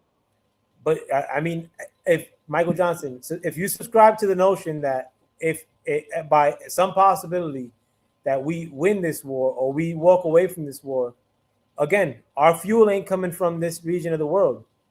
But the thing about it is gas is ran at an international market. I agree in some sense. So no, it's not some sense. No, it is what that is the sense. That's the reason why every time you go to the gas pump, it's a different. They change the signs. Yeah, but I honestly think big. Oh, wait a minute. Gas prices at the international market. When that's the reason why you see right now the Strait of Hormuz. That's the reason why you see now that the gas prices have been disrupted to the point to where even the farmers are asking for compensation. The farmers are asking for socialism because they need a bailout. They need money. They need grants because everything affects them, including the fertilizer. I mean, I hear that, but at the end of the day, like my groceries haven't gone up. The price of gas, it goes up at some points, but of the last 2 months. Hold up. I'm gonna back out. I'm gonna look at this picture. I'm gonna tell you how much beef costs. I'm gonna tell you how much beef costs over here. Go ahead. But right now at the making of this video, you know how much a ribeye costs over here? How much? At the grocery store? Talk to me. $21 a pound. How often you eat ribeye? Under Biden, shit, I was getting down. So you're saying that the ribeye was cheaper under the Biden administration? Where I was at, yes. I don't know. Maybe I don't eat. It wasn't $21 a pound. But I'll tell you this: ribeye is not something that Americans eat at a constant. Americans eat ground beef. Says who? Americans eat. Where at? Americans eat cereal. American, like the standard Americans drink milk, like a lot, and and Americans buy coffee. All these things that I'm mentioning were way higher under the Biden administration. At the end of the day, Bro, I grill. that's you though, Mike. But not everybody eats ribeye. And I'm gonna tell you this one thing: the cheapest thing you can still get to this day is what? Chicken. Chicken and pork. Chicken's cheap. And pork. I don't eat pork. I mean, like. Yeah, you see what I'm saying? $21. You can't. New York strips, ribeyes, T-bones, and all that shit. You want a good cut?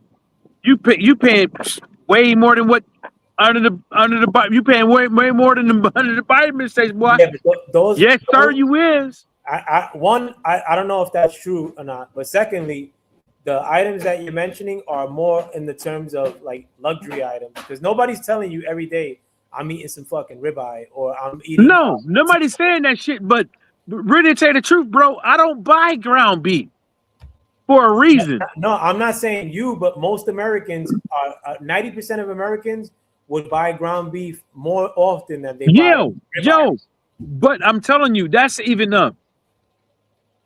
Because where did that shit come from? How did it get here? You see what I'm saying? All this shit got to be transported on some cargo thing or transported around using some gas. Yeah, which was way higher under the Biden administration. And guess what? Why? Okay then. So you got the gas and you got beef and you got prices of house and you got other things that I probably don't even know of that's high. The only thing you mentioned that's higher now under this administration than the Biden administration is housing. But housing has been tripping for since COVID. Yeah, and probably even before that. I mean, it's been tripping well before that. But at least this administration, it's not this administration. Somebody introduced a bill to where I don't know what party you're part of, but he introduced a bill to stop a lot of these companies buying all the goddamn houses. I think that was your man Trump that did that, Michael Johnson. No, it wasn't Trump. It was a dude that actually that sponsored the bill. It wasn't Trump that came out with it. Well, I know under this administration, I believe they stopped from these big banks buying single family homes. That was a dude who sponsored the bill. It had nothing to do with Trump. They just agreed with it. I mean, good enough for me. I mean, like, but nevertheless, like the prices of houses are still like astronomical. Yeah, but that's what I'm saying. It's like just like Obamacare. Obama didn't create it. He didn't create that shit. What point are you making? You give him the credit. Obamacare sucks. I mean, like, no, it actually doesn't. I mean, for you it does. No, I mean, actually, it doesn't for me. Because I'm not a part of that. But Obamacare don't suck. The problem is with Obamacare is that their insurance companies in these hospitals are going to do what they need to do to protect themselves, so they keep making money. And guess what they do? Every company, every big major corporation, the first thing smoking, what they do is they look at the last fiscal year to see how they up for this fiscal year. And they count all that shit as losses. If they're not making that mustard. Yeah, but that's happening. But all these insurance companies is giving out bonuses to their high execs. Hold on, I gotta pee. But that's happening pre-Trump administration. And honestly, like the problem of rising cost of insurance started happening more rapidly under the Obama administration. And I think you could attribute that probably directly to the Obamacare. Obamacare pretty much gave the American the choice of you have to buy a product, that product being health insurance. And in terms of many people in this country, they already have health insurance, or they don't have to buy health insurance. The first iteration of Obamacare sucked. Trump kind of resuscitated Obamacare, and I mean, like, you just can't get rid of it that easily. So I mean, he did the best he could with it. And I mean, it still sucks, but Obamacare was ass cheeks, especially under the Obama administration. It was terrible. And it was communist bullshit. Like they forced you to buy a product. I mean, you shouldn't be forced to buy health insurance. But I mean, I'm not talking That's about. not true. You shouldn't be forced to buy a product. No, that's not true. And I'm gonna tell you why folks was being forced to buy a product, because a lot of people was out here walking around with no health care, going to the hospital, emergency care, and then guess who getting foot with the bill? That's fine. Like, but No, wait a minute. Wait a minute. No, listen. Wait a minute. I'm not done. And now Trump can't get rid of it because he can't get the votes to get rid of it, because even his own side even believes in it. They want to fix it. Well, Trump did fix Obamacare. Obamacare. No, he didn't. So Obamacare was better under Obama than it was under Trump? Ask yourself why. Obamacare was terrible under Obama. No Republican. No, because it was a majority Democratic House and Senate. No Republican wanted that shit. That's the reason why they named it Obamacare, because hold up. That's the reason why they named it Obamacare, because they wanted to fail and because they wanted his name on it. But Obama's not even the one that created it. It was a Republican.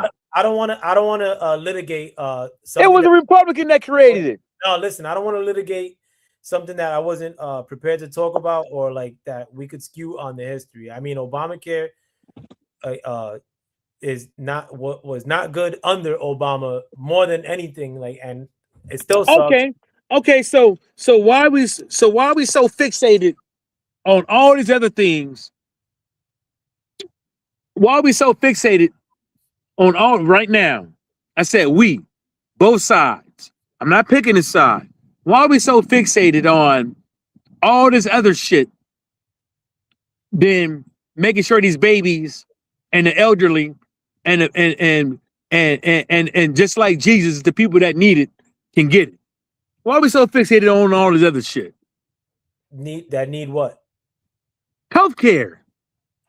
I mean, I'm not opposed to giving people healthcare, even if it's like free. I mean, so now you're down with socialism? No, I'm not down with socialism. That's socialism. What I'm telling you, I'm not like, and I'm telling you that I'm liberal in my stance of I'm not even opposed in some arguments for there to be free healthcare outright.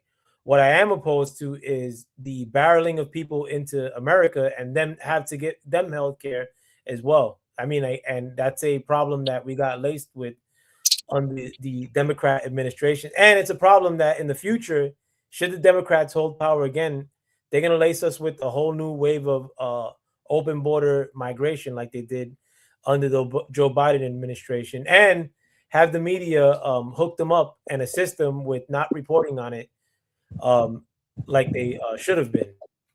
But nevertheless, who was the last Republican president? Trump or Bush? Bush. I never heard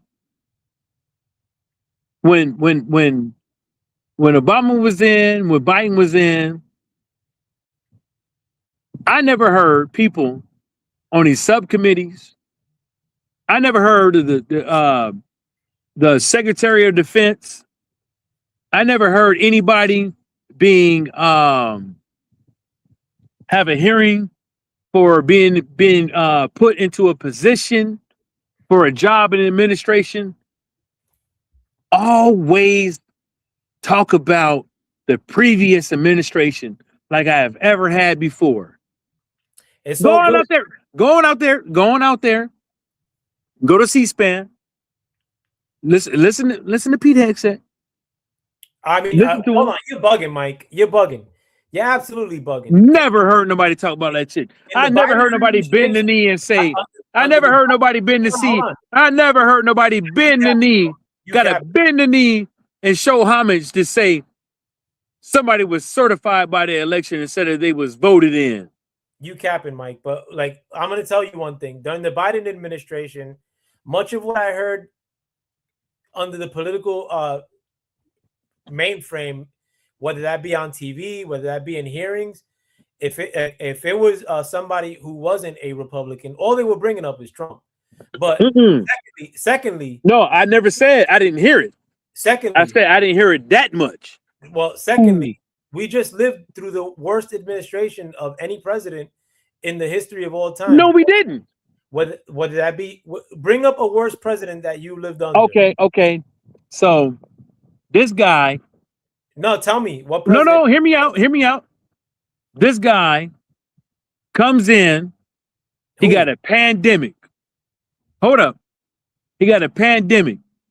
Motherfuckers eating all the goddamn toilet tissue, knocking all the shit off the goddamn shelves. Hold on. And shit like that. Wait a minute.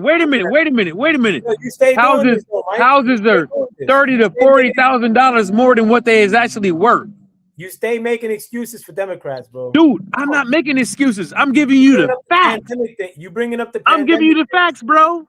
Like Joe Biden didn't. I'm giving you the facts. So why Joe Biden opened the border under a pandemic? No, you talk about the seat. That's the only thing you could. That's the only thing that he fucked up with. Why? That's the only thing you know, and I know that he fucked up with. But where did that stop? Hold on. Opening the border, especially under a pandemic, like you mentioned. No, but stop. You tripping, because at the end of the day, it was still going to be high, because guess what? People couldn't work. Hold on. I'm not bringing. What are you referring to? During the height of pandemic, when Biden came in. Okay, what? Everybody, jobs was shut down. Some of the jobs never recovered. He brought us back a little bit. Then at the tail end, we was doing good. And then we had the election. The gas prices went down a little bit lower because they thought Trump was going to turn things around. And then all of a sudden, the shit revert. You're taking a broad strokes explanation of what actually went down. I'm telling you. That's what happened. I'm telling you, you can't name a president worse than Joe Biden in the Biden administration. I don't care what factor you throw up, because Trump had to deal with the pandemic just as much as Joe Biden did. And he the one who came out with hurry up and make the vaccine. Okay. He ain't tell you got to take the vaccine like Joe Biden. What the fuck you think he was going to do when he the one who took it? So, but did he say like you got to take the vaccine like Joe Biden mandated? He damn near did. No, not damn near did. Joe Biden proudly like forced. I mean, he was still in that December, right? Who? Trump. Okay. And then the election was when? November. It was in November of 18 or 19? 2020. Yeah, nigga, we had to take it in the military. That's what. But who forced that mandate? That was Trump. Joe Biden. No, it was Joe Biden forced that mandate. Lloyd Austin and all them. Yeah. Exactly, under the Biden administration. Nah, hold up. COVID-19. We all had COVID in 2018. Yeah, no. We had to take it. Yeah. You ain't had to take it in 2018. In 2019, we had to. No, they didn't. They didn't have a vaccine at that time. Mm-hmm. Bugging. COVID happened in 2020, Michael. You're bugging out. Mm-mm. Yes, it did, bro. It's called COVID-19. Yeah, but COVID happened in 2020. I'm getting my things right. Yeah, you're right. Yeah. Because he was still in. It's called COVID-19 because it happened in 19. 18, we was all sick at the end. We don't know what the fuck it was. We all thought it was the flu. And then 19 went around. Trump got in. Trump was already in 19. Yeah, hurried up the vaccine. Yes. Right? And made it to where nobody can sue for the vaccine as well. Under the authorization. Yes, he did. He didn't. Yes, he did. No, you're the wrong. Authorization that he used, if you looked at it and you read it, you cannot sue. I read it. What Trump did was to take out the legal red tape in order to fast produce a vaccine. And that's part of the legal red tape. Okay. Because you can't take off the legal red tape without taking off the ramifications. Hold on. In spite of all that, though, Joe Biden was the one that made it to where you couldn't sue the vaccine makers. Secondly, at the end of the day, Bro, that was Trump. Hold on.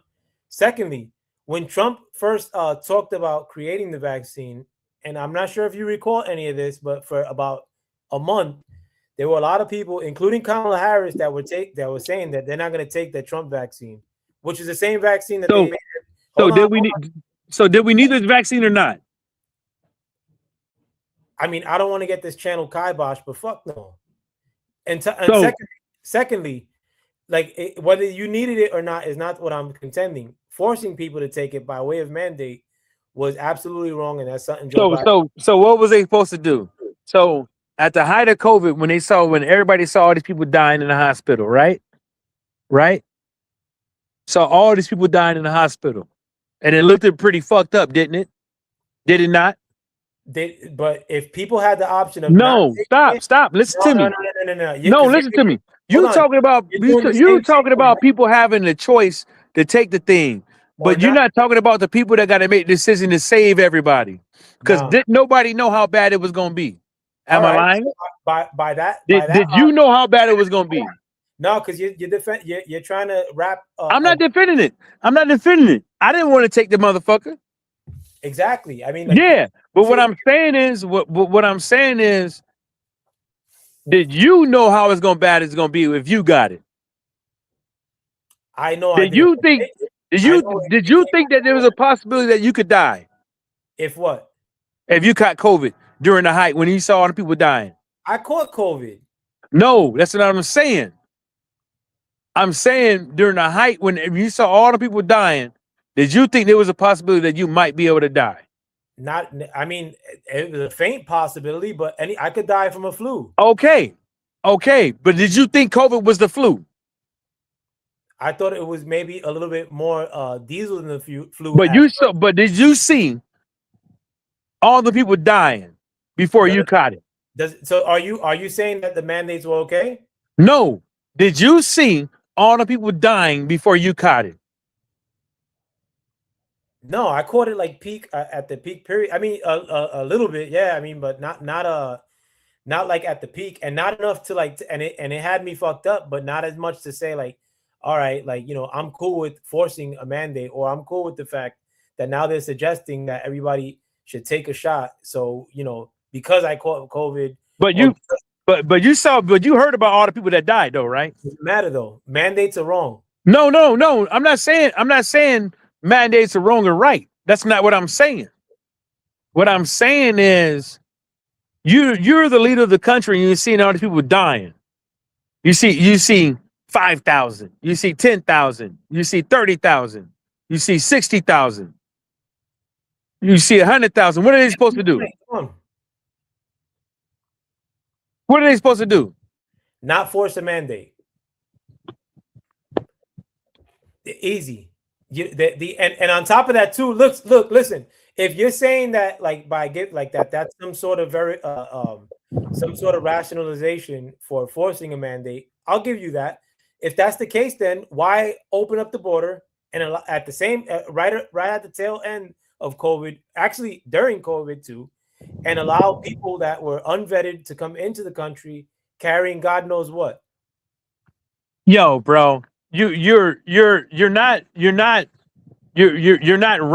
are rationalizing it right, but what you're doing is you're moving the goalposts. I'm not moving the goalposts. Because no, you are because you're not looking at the aspect of that. At the end of the day, is that if you was in charge, a lot more people probably would have died. Listen, because of your decision. You don't know that, but secondly, at the end of the day, whether people could have died or not because of COVID, it's still not safe and effective to be opening the border to God knows who for them to come into the country and then act like it's not happening, like the mainstream media was. The mainstream media was fronting like there was no border problem. The press secretary of Joe Biden was acting like there was no border problem. Meanwhile, dude, all the press secretaries lie, bro. Like what the fuck are you talking about? Meanwhile, like if I would have reported that on YouTube, my shit would have got kibosh. No, nobody got I ain't never seen nobody get hit on for saying um That's up to um that type of stuff. What I they seen people were. getting hit on, what I seen people getting hit on was a bunch of people um saying some truthful things, but ultimately more of it was some dumbass shit. Nah, but you're Because defending social media.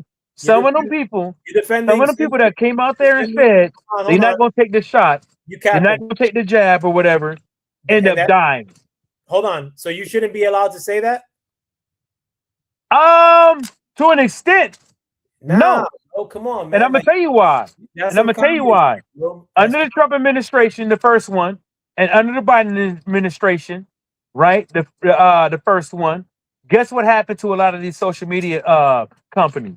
They had to sit up in front of Congress and get told what they could say and not say, and how they're not combating people saying things that they shouldn't be saying on social media, i.e., disinformation and or false information. no, at that time Yes, during the yes. open, hold on. At that time, while COVID was going off and they were forcing mandates, you should have been able to talk about whatever the fuck you want. It No, I shouldn't don't be think so. it I don't shouldn't think be so. You know why? that's you that's your You're in prerogative. somebody else's house. No, but at the end of the day, like if you get kiboshed because you think that the election was or stolen, or if you get kiboshed because you have suspicions about a brand new jab that they're introducing, or if you give the opinion that the border is wide open and like people are pouring into the country, like you shouldn't get kiboshed on social media. And those are very easy examples. I could make a case for like you shouldn't be talking racism on social media, and that being the reasoning as to why you get the boot. But what Democrats subscribe to, it's basically a bunch of gaslighting. Like, and what you're kind of like trying to do, and along with other people that hate on Trump, it's basically giving reasoning as to why these socialists should behave the way they do, which is basically No, what I'm doing is what I'm control, doing is that you're not gaslighting. understanding is that social media, whether that is Facebook, Twitter, or whatever it can be, you're in somebody else's fucking house. You That's don't own that shit. And if they say don't say this and don't say that and wherever the whoop de whoop whoop, or they kick you out because of whatever, and then y'all want to get upset and all that stuff because you can't nobody listen to your little punk ass, y'all get upset. Go some fucking where else where you can talk your shit. yeah, but you You're in somebody else's house. you But came now what you want is you you want the came government to step in and tell them how they should run their motherfucking house. That's what the fuck you want. no, I don't want the government to step in and say, Whoa, that's what happened. no, hold on. That's I don't exactly what happened. I want the government to step in and say you should enforce the First Amendment, and you can say whatever the fuck you You want, have no First Amendment right in somebody else's house. according to you. I mean, No, you don't own you got to sign an agreement to be on that. You got to sign an agreement to post and shit like that on a motherfucker. And I'm not now even all of a sudden, listen. now all of a sudden, I'm not gonna you get want into somebody to dictate how somebody run a house and run a business. I'm not gonna get into the minutiae of this debate. I'm a free speech absolutionist. You may think differently based on like whatever social media. That's No, I'm a realist. that. What I'm telling you is that I think that Joe Biden was the worst president that I've ever lived through, and I'm a little bit Okay, older. and that's your prerogative. Who do you think? So who do you think was the worst president that you've ever lived Oh man, through? It's Trump. You're gonna say I would say that the president who sent us into the Great Depression by way of all those little bullshit ass antics and unreasonable tariffs. yeah. I mean, but in terms of spending recklessly, God knows how much we spent on this immigrant incursion that happened in this country. God knows, Man, fuck that shit, man. That shit is in the past right now, bro. You ain't even living in the future. You more worried about the motherfucker in the past than you are the future. well, I mean, in the future, I would like to get a lot of these people the fuck out of here. I mean, if you Okay, well, he talked about DEI and all that shit, and he hired all the DEI. He hired them in. He talked about the swamp. He actually made a swamp and brought the swamp in. well, I mean, you're bringing very broad stroke points. I'm telling you specifically Broad that stroke points. in Okay, terms, in terms of the worst president should Kennedy be in a position to hold the office that he's in right now? for the health, Kennedy. Yes. Kennedy's not doing a bad job. I think Kennedy's doing a good Actually, job. he fucking is. He's You, taking out bro, guys. bro. If another pandemic happened right now, we're fucked. Who's the last guy? Who's the last guy? We're fucked. Who's the last? The last guy shouldn't have been in there because guess what they did? They made the real doctor. Trump made the real doctor part of HUD instead of Department of Health. Listen, these you're trying to set. We're arguably talking about one of the a neurosurgeon who actually performed great feats as a surgeon. That's fantastic, but you're setting off in different directions. What I'm telling you is that Joe Biden is the worst president that He's not. The worst president is the one that sent us into the Great Depression. And listen, and on top of that too, the American public, at least the smart ones that aren't dealing with it. How many Americans died from hunger during the Great Depression? The Americans that are smart, that aren't thinking with emotion, could see that we're being gaslit by the media at a constant. How many Americans lose their house? The media was because of the Great Depression. The media was how many people jumped off the skyscrapers during the Great Depression? All right, the media was telling you that the vaccine was safe and effective, that there was no border issue, and they were running hand in hand with the Biden administration. That Biden was totally on his game and not comatose like he was. Meanwhile, Biden was barely appearing in the public. When he was tripping all over himself, muttering, not making sense. And, a lot of people are seeing that. And in spite of the fact, and this is my foot, before I dip off my 40,000 foot perspective, one, long-term goals, like in terms of the midterms, most people know, are not gaslit into forgetting what we were living under the Biden administration. In addition to the communists that are now the darlings of the liberal media, like Imam Dami and Grant Plattner.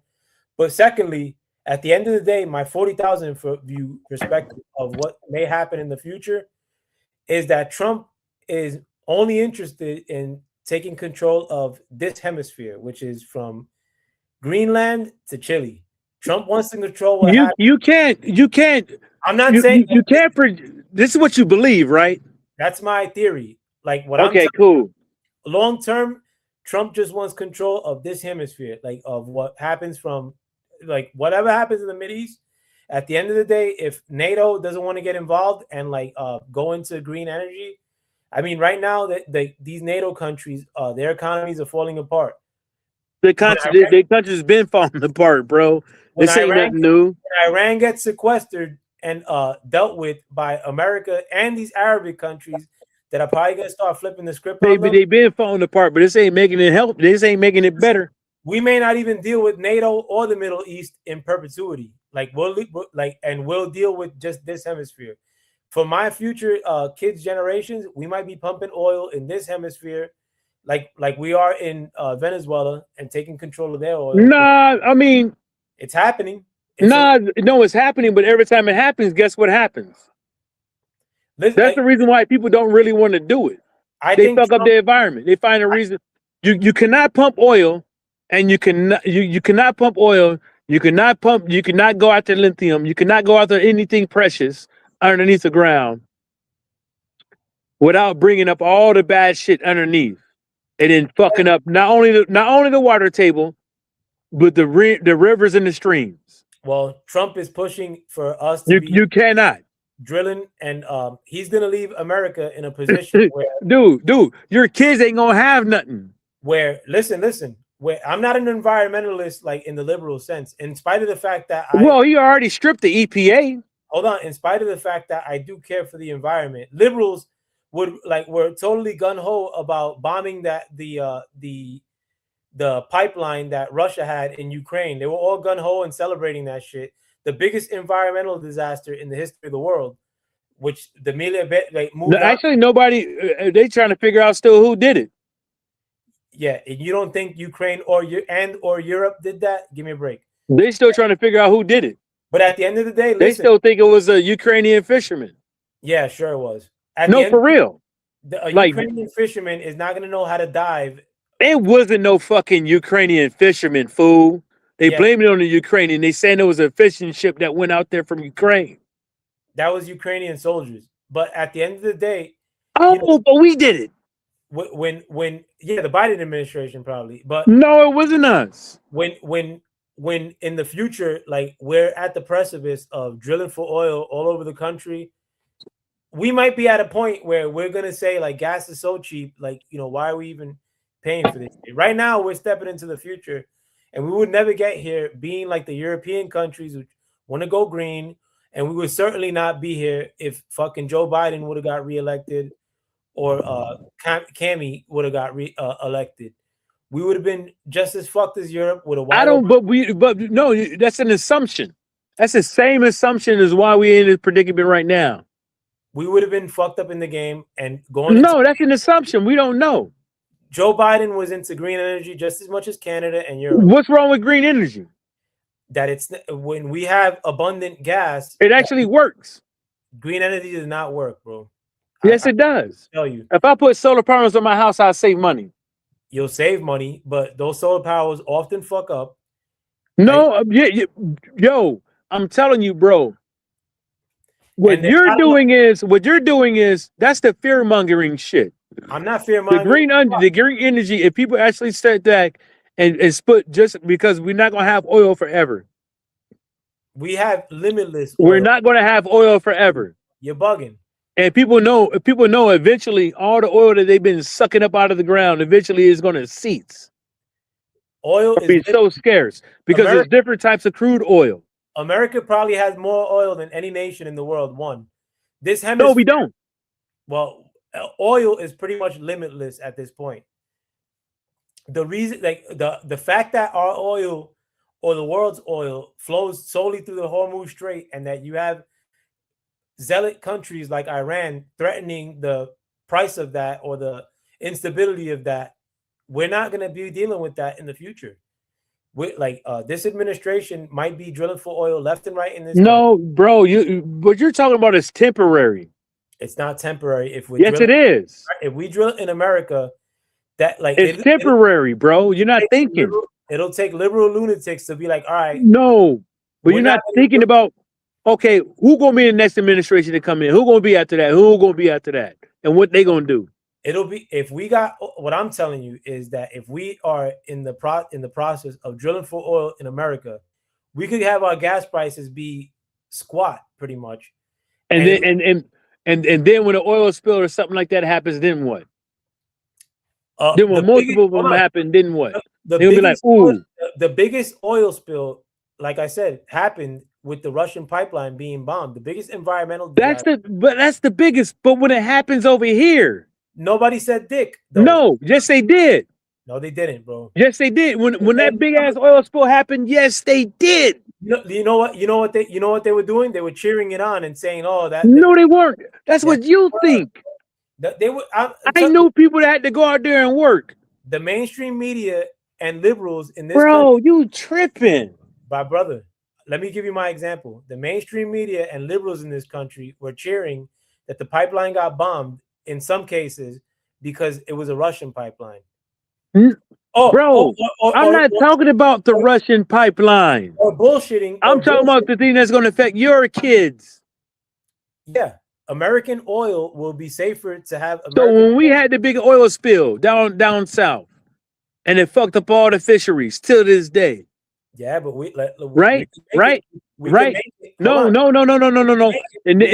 then when we do the same shit in America, then it fucks up the whole water table to where nobody can get groundwater to their house no more. So we can make it, or they can't pump it. They can't pump that shit to the farmland no more. And we make it to where that stuff doesn't pop off. I rather, or then a person like me can't go down to the river and fish no more. I rather, yeah, but you were riffing about the gas prices. I rather our gas be drilled in America. No, bro, I would rather gas prices be high to where nobody got to die and suffer. Yeah, but if the gas prices are high in the Trump, you'll be crying a river. No, I would rather gas prices be high if nobody has to die and suffer or suffer. Yeah, but I don't believe that's me. That's you this evening. But if gas prices, if Trump had everything under control, you'd probably find some other thing to risk. No, I wouldn't. or try to wouldn't. frame it. I wouldn't. And I'm gonna tell you why. I'm gonna tell you why. I said this from the get-go. And that's why I asked you that question from the get-go. Which one I asked you the question, which one you rather have? I asked you, and you stuttered. Which question? Would you rather us not be up in Iran to where you could live a comfortable life, where nobody has to suffer and all that shit? Because that whole thing to me, as far as I see it, my 3 cents is not worth it. Because nobody knows if it was built in one or if they had one. Well, that's your opinion, Michael. But at the end of the day, right now, It's just not my opinion. These are senators' opinions too. But we're in These there. are people that's asking the questions that's representing you. Listen, at the end of the day, if Iran caves in and gives in to the U.S. demands, that debate. They're never going to cave in. How do you know? I can tell you, based off of how we say that they already been decimated, and that we killed, we knocked down a whole bunch of buildings, killed a whole bunch of people up over there, and they still bombing, and they still not laying down, and they fighting the war on multiple fronts from not only just us and the people not to be mentioned on your channel, but allies as well. Kuwait and Saudi Arabia is helping. A couple other countries helping as well. They're not going to lay down, bro. Michael, I'm gonna tell you exactly what's gonna happen. And this is at a worst case, because I could honestly see Iran giving up in a matter of a few weeks without doing any of this that I'm about to mention. One, we're gonna hit the shit out of Iran like we're doing this past couple weeks. Secondly, these other countries that are getting their money taken, like Qatar and Saudi Arabia, Lebanon, like in to some degree, Syria, they'll probably join the fight against Iran if they can make money off of it. Okay, I have a question. Hold on. When do you think this is gonna end? When Iran caves in. I mean, and no, when do you think Iran gonna cave in? It could be a matter of weeks. At the end of the day, we've eliminated their hierarchy. We could also finance. Oh, we already eliminated the hierarchy, like what, once or twice? Yeah, but do you think that they're getting some sort of victories, like besides like hitting like some 3 troops in Jordan like this weekend? I mean, they have it. Besides that, and the initial 13 troops that they killed, Iran hasn't registered a victory besides hitting cargo ships. So what? So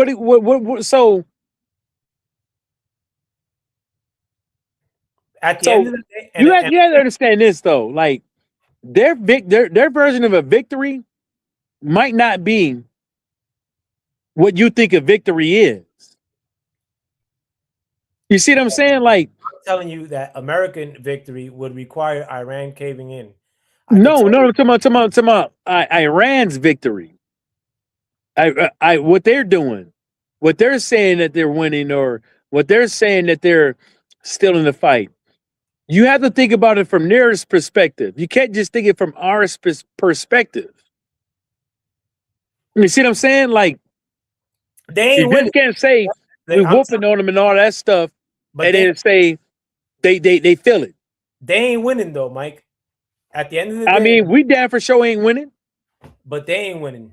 I mean we all being affected by it. That's not regardless. You say we not or not, because it was better under Trump than Biden. No, listen. At the end of, if I sold drugs on 6th Avenue and somebody else came to my block and I can't sell drugs on the block and they can't sell drugs on the block, that doesn't mean that I'm winning.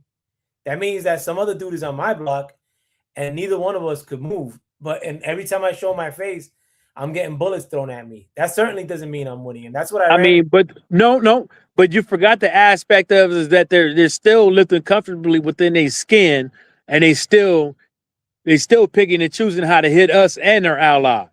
Michael, how are they hitting us and our allies? The last hit that they got on us was separated by months in which they weren't killing one troop, and that just happened this weekend, like which didn't happen. And We have warthogs and helicopters flying over Iran right now. A warthog is a propeller plane, like shooting bro, down. helicopters is not flying over Iran right now. My man, how'd they shoot down a helicopter if they weren't helicopters flying over Iran right now? Yo, but they not flying deep up in that motherfucker. Like, if they're bro, flying and anywhere near their airspace, Iran ain't flying. Bro, I'm telling you, man. Like, hold on, you think Iran is flying helicopters in their airspace? how many? They probably ain't got they have the capabilities to fly helicopters in nobody's airspace. Bro, we have all the intel. We have all the intel. We have all the intel, bro. You think Iran right now? Iran, I'm not even gonna ask. Iran right now is not flying a helicopter in their own airspace. They're not flying no airplanes in their own airspace. The U.S. is flying helicopters and airplanes in Iran's airspace right now. Bro, you're probably right. But the problem is, the problem with your conundrum is that we have multiple allies have eyes on them, and maybe even spies in a country. We have multiple allies that allow us to use their airspace and their bases. Like they don't. What ally do they have? Who? Iran. They all by themselves. The American media. No, that's not no ally. Yeah, they are all. You think if this dude does not care about what the media got to say. At this point, and now you think he thinks he care about what the media got to say. No, he don't care. He don't care one iota. The media. So that has nothing to do with this. The media has nothing to do with how we dictate how we deal with warfare. But we're not losing the war, is what I'm telling you, Michael Johnson. No, I'm not saying we're losing. I'm just saying this ain't nobody winning and losing. No, we're like right now we're not losing the war, and in a matter of a couple of weeks, whether that be a couple of weeks, a month or two, we're winning this war. Trump ain't. We're not winning or losing, bro. A couple weeks, 6 months, 9 months from now, we were gonna still be in the same predicament, bro.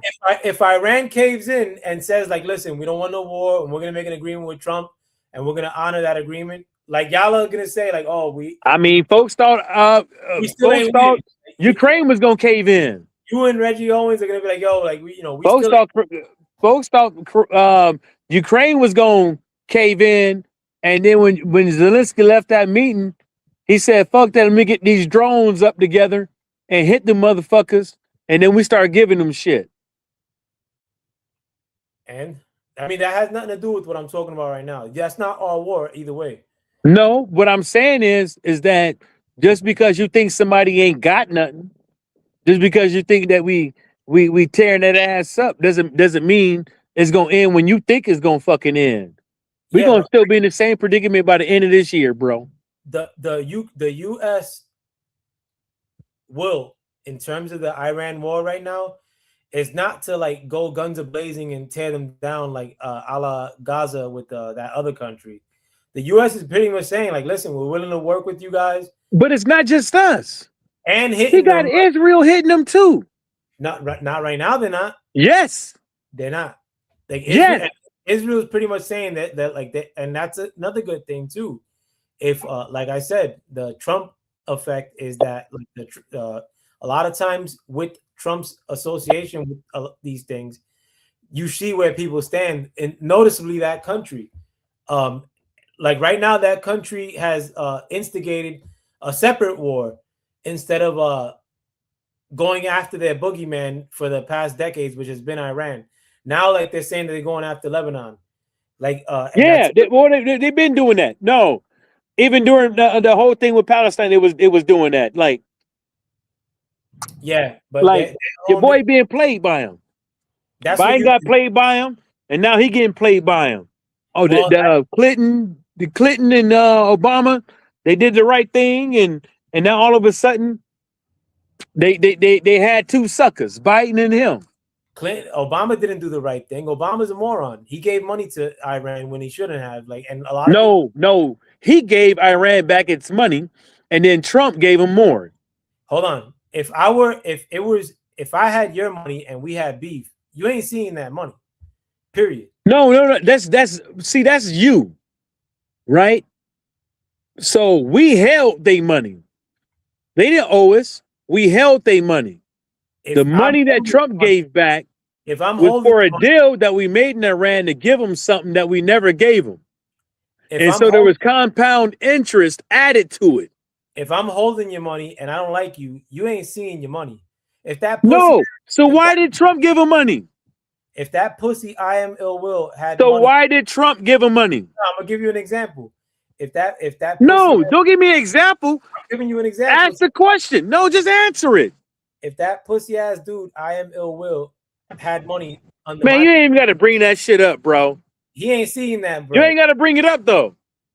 But I'm giving you a real world example. But don't bring him up, bring something else up. Oh no, I mean I wanted to make it more cogent. No, just make it. No, see this. You leave people alone until they fuck with you. Well, I'm just. He probably ain't said shit about you in a minute, and you ain't heard nothing about the dude in a minute. Talk about that dude when he say something about you. No, I'm just giving you a real world example, and the dude's a lame anyway. But in spite of that, what I'm telling you is that the Obama administration should have not gave them shit. I mean, honestly, looking at should have the Trump administration gave him shit. What are you referring to that Trump gave them money? Look it up. They gave him their money back. I'm not sure. No, I mean, you're the one that brought it up. I never heard no shit like that. Yeah, I mean, where have you been? So the Obama thing was we intercepted some banks and stuff like that and took their money and held it. Right? Okay. The Trump shit was we had an agreement.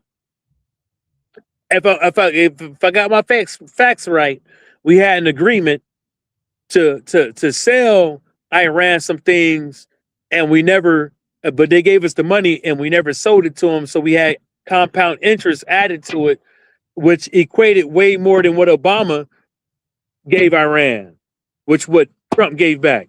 I ain't hear no shit like that, Michael. I think you may have heard wrong in that instance. Google it. Obama was the one that gave these dudes breads. At the end of the day, listen, that I'm not even bringing that. Let me Google it real quick. That falls upon like the Obama. Let me Google it real quick. Like I never heard nobody say some shit like that. But at the end of the day, we're in it. We bombed their like nuclear facilities. We have total control of their airspace. According to them, they have control of the Strait of Hormuz. I mean, but that control. Hold up, hear me out. This is what Google AI says. You can go back and you can cross-reference this and make sure it's factual, right? It says the United States is not directly giving any American taxpayer money to Iran.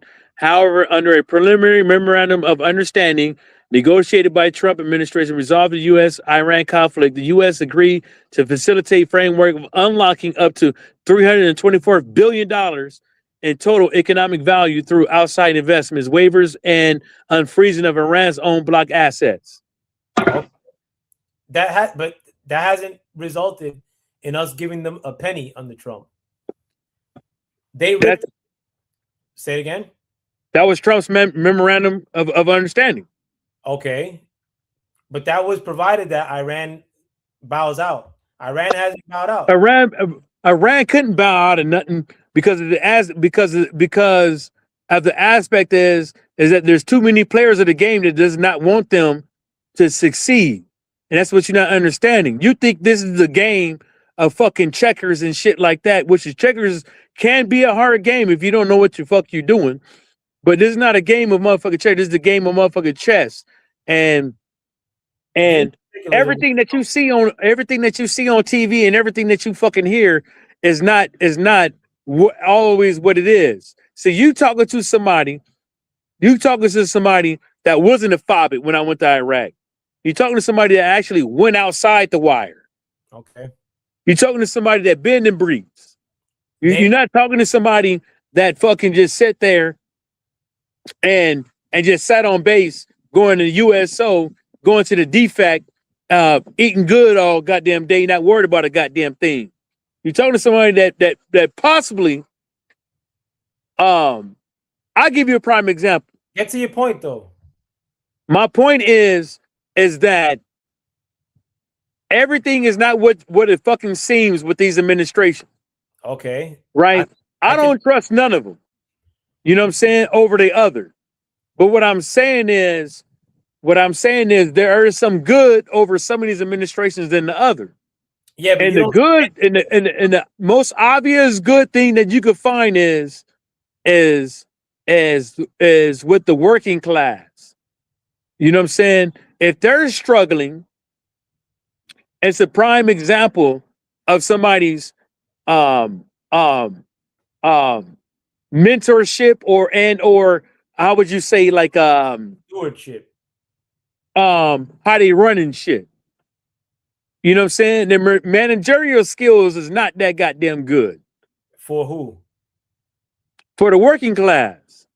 For the people that can't afford to go out there and buy a house. Hey, Michael, but I'm telling you right now, like in the terms of like what this country has to get out of, which is a post-Biden administration, into like where we're headed, I see a lot of good things that could happen in this country. Right now, there's the electricians that could make 200 grand. I mean, if I had a kid that needed a career path and I could send them to work as an electrician, I mean, 200 grand is damn near what a doctor makes. We need tons of electricians right now. Secondly, like I see where we were just a couple years ago, 2 years ago, you know, under the Biden administration. Everything fucking sucked. I'm just not like politically set tripping like my man Reggie Owens does, into where I notice bad things happening in my country and not call it out because I'm rooting for the blue team, like you do sometimes too. All right, love, thank you. I could say who like, that food's ready. I could tell you. What you got? I don't know, I think meatballs. What? I think meatballs and rice. No, meatballs be good. When you use 90% ground beef, you buy for $5.99. Man, shut the fuck up. You don't use 90% ground beef when you make real meatballs. You gotta add beef and pork. Nah, I don't eat that. You eat that undivine swine. No, I'm being real. Ask the Italians. No, I know. It's a mix. I used to eat meatballs. I think I know. No, I used to eat. Then you add the real gravy on there. Nah, that's that. But I don't eat pork at all. No, but listen. At the end of the day, I see what is coming for this country. Like, and this country has sucked since 2008. Like, economically. Like, and I want it to be like where, like, you know, you could have a cribs and buy a cribs on the lake somewhere else. Like, you know, like I don't want like, you know, people being fucked up in the world, in spite of like the fact that, you know, you have like liberals that say, oh, I want like fucking like I want all the, I don't mind the country being fucked up so long as white people suffer. Like, nah, bro. Like, oh, I want migrants in this country because fuck white people. Like, that's how politically, like people like Reggie Owens, like it's like ABC thinking. You know, I want this country to be dope for people like younger than me, like yourself, and for my son. You know, I'm not gonna be around kicking any much longer. I want this country to be dope because. So where do you? Oh, I got a question before you go.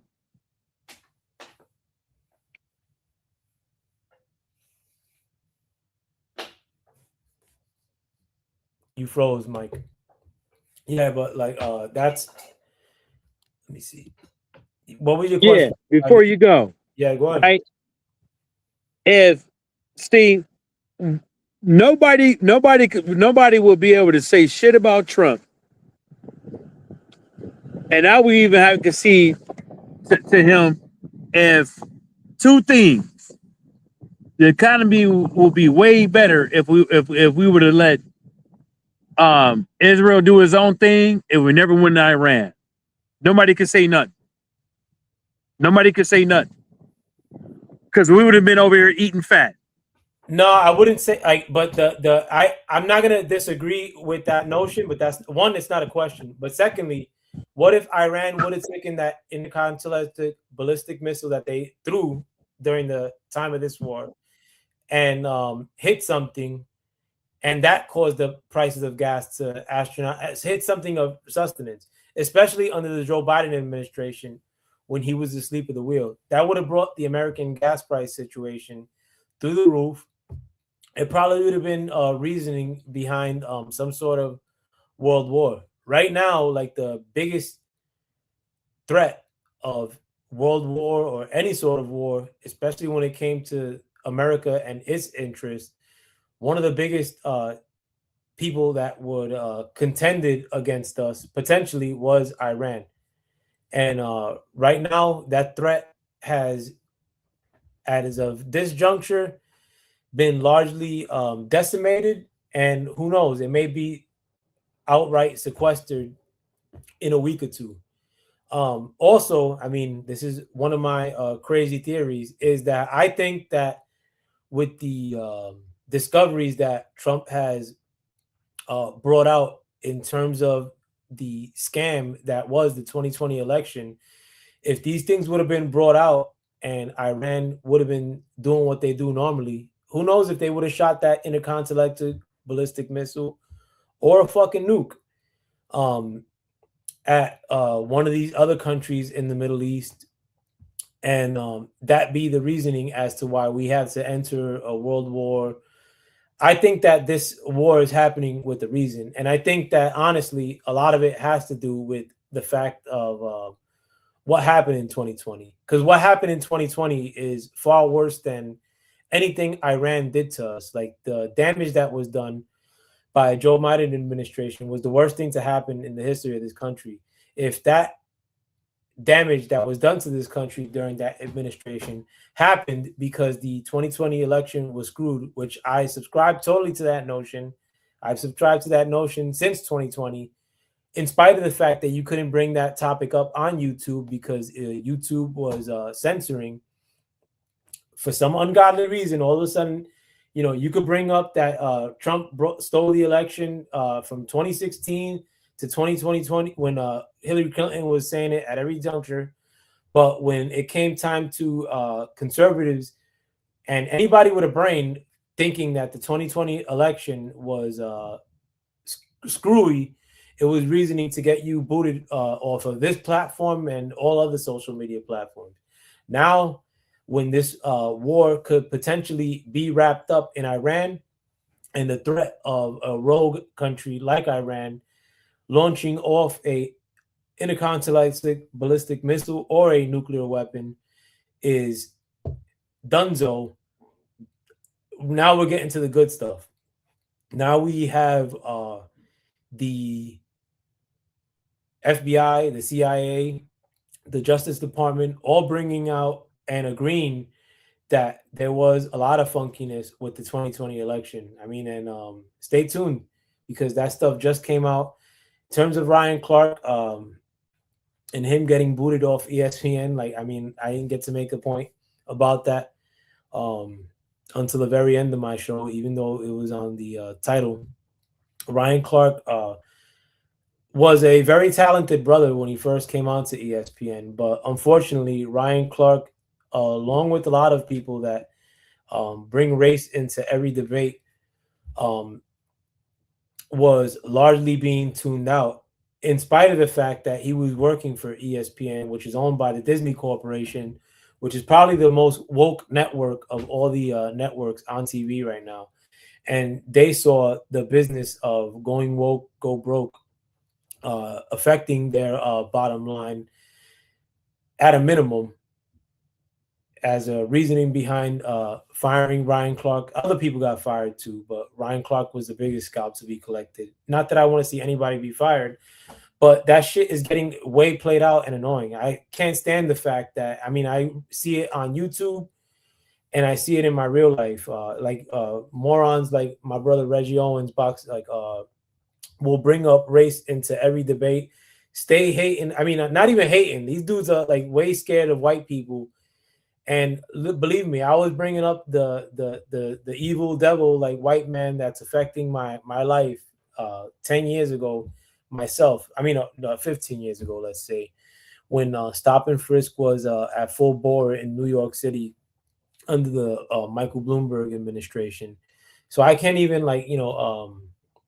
shit on these dudes that hard. But ultimately, if something's played out, it's played out, and like everybody's tuning out the whole bringing up race at every juncture, with the exception of blue-haired liberal idiots and people that are emotional and misled so-called minorities. But even many so-called minorities are tuning out that the way of thinking.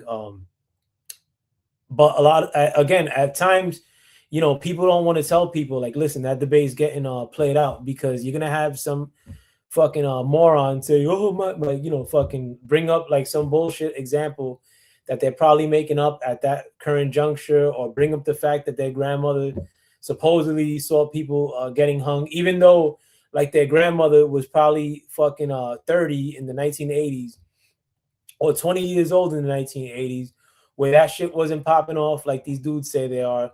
But I mean, at the end of the day, there's many people, unfortunately, so-called minorities, that want to stay playing victim mode and use that as an excuse to behave the worst. Because right now, the people that are behaving the worst in America are so-called minorities. Face it, and a lot of them do it. I believe this is my what I think is that a lot of so-called minorities behave the worst, and they use it. They say that because racisms exist, that we could just not have decorum, or fucking just be the worst shit going in this country right now. I mean, like, and let's face it, right now, so-called minorities, not naming any races in particular, because Puerto Ricans are fucking. You go to New York City and you see Puerto Ricans, like myself or like my other countrymen, are probably some of the worst behaved people in New York City.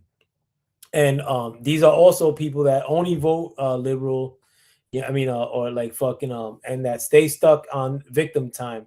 And listen, I was part of that same thinking 15 years ago, in spite of the fact that like fucking, I'm not like a welfare recipient type, or I don't say that.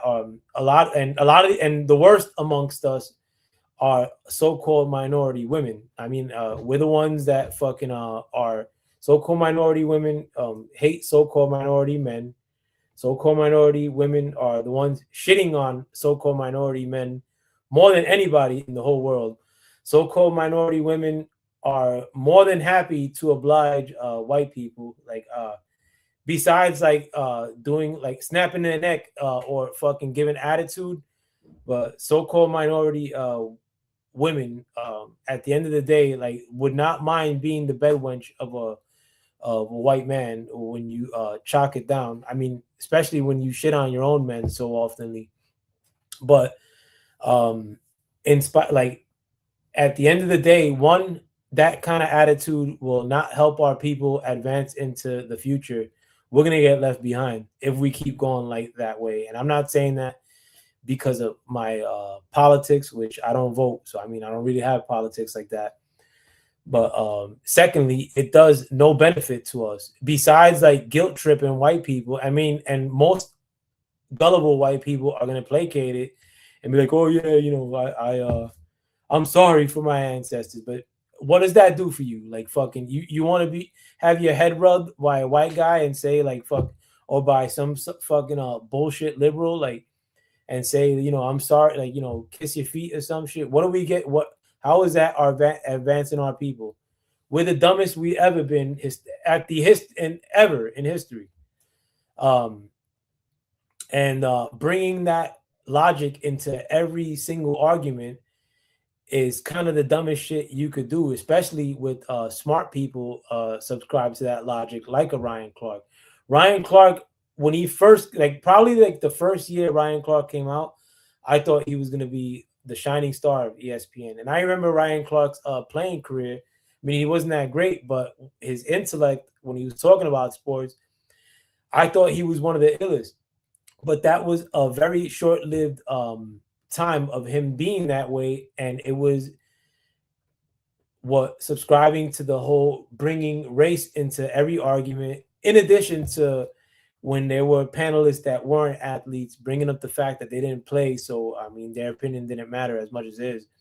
That stuff started getting played out too. But I think the race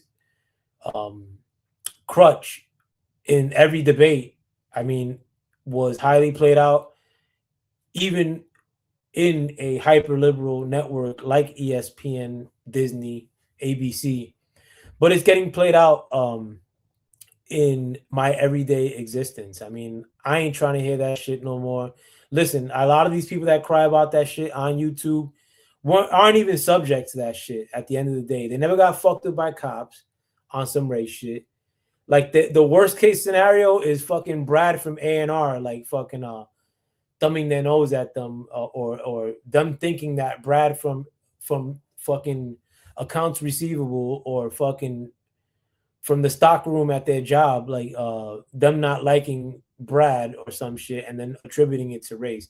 We got to get off that shit. I mean, or like I don't run fucking the so-called minorities of America and of the world. I mean, I can care less about the so-called minorities from outside of America and Puerto Rico. I only give a shit about these countries and somewhat the Caribbean as well. But we got to get off that time. It's fucking corny. One, it's not doing shit for us. Two, and it's giving us an impetus of we don't need to advance because white man bad, so fucking we could also behave bad. With that, I hope you guys have a wonderful evening. I would like to thank my brother Michael Johnson, Boxing Talk 866. He also left a comment. Can't say that about my grandma and dad, bro. I mean, I'm not. I'm saying that like it's not a reason to behave unproductively in 2026. And unfortunately, most of our so-called minorities are doing just that. Again, you can't contend against the notion that in 2026, so-called minorities are doing the worst ever in the history in this country right at this very time. And I'm not saying that we won't get better, because I think we will. I think our young generation is going to be the illest that we ever created and are going to be the future of this country. But they ain't going to be on woke time. Trust me. I mean, my son won't be, at least. With that, I hope you guys have a wonderful rest of your evening. Hope you guys like, share, subscribe. You won't. YouTube hates on your boy. What are you going to do? Or your mans. But yeah, it was great to come here for 3 hours this evening. But I hope you guys have a wonderful rest of your evening. With that, I'm out. Peace.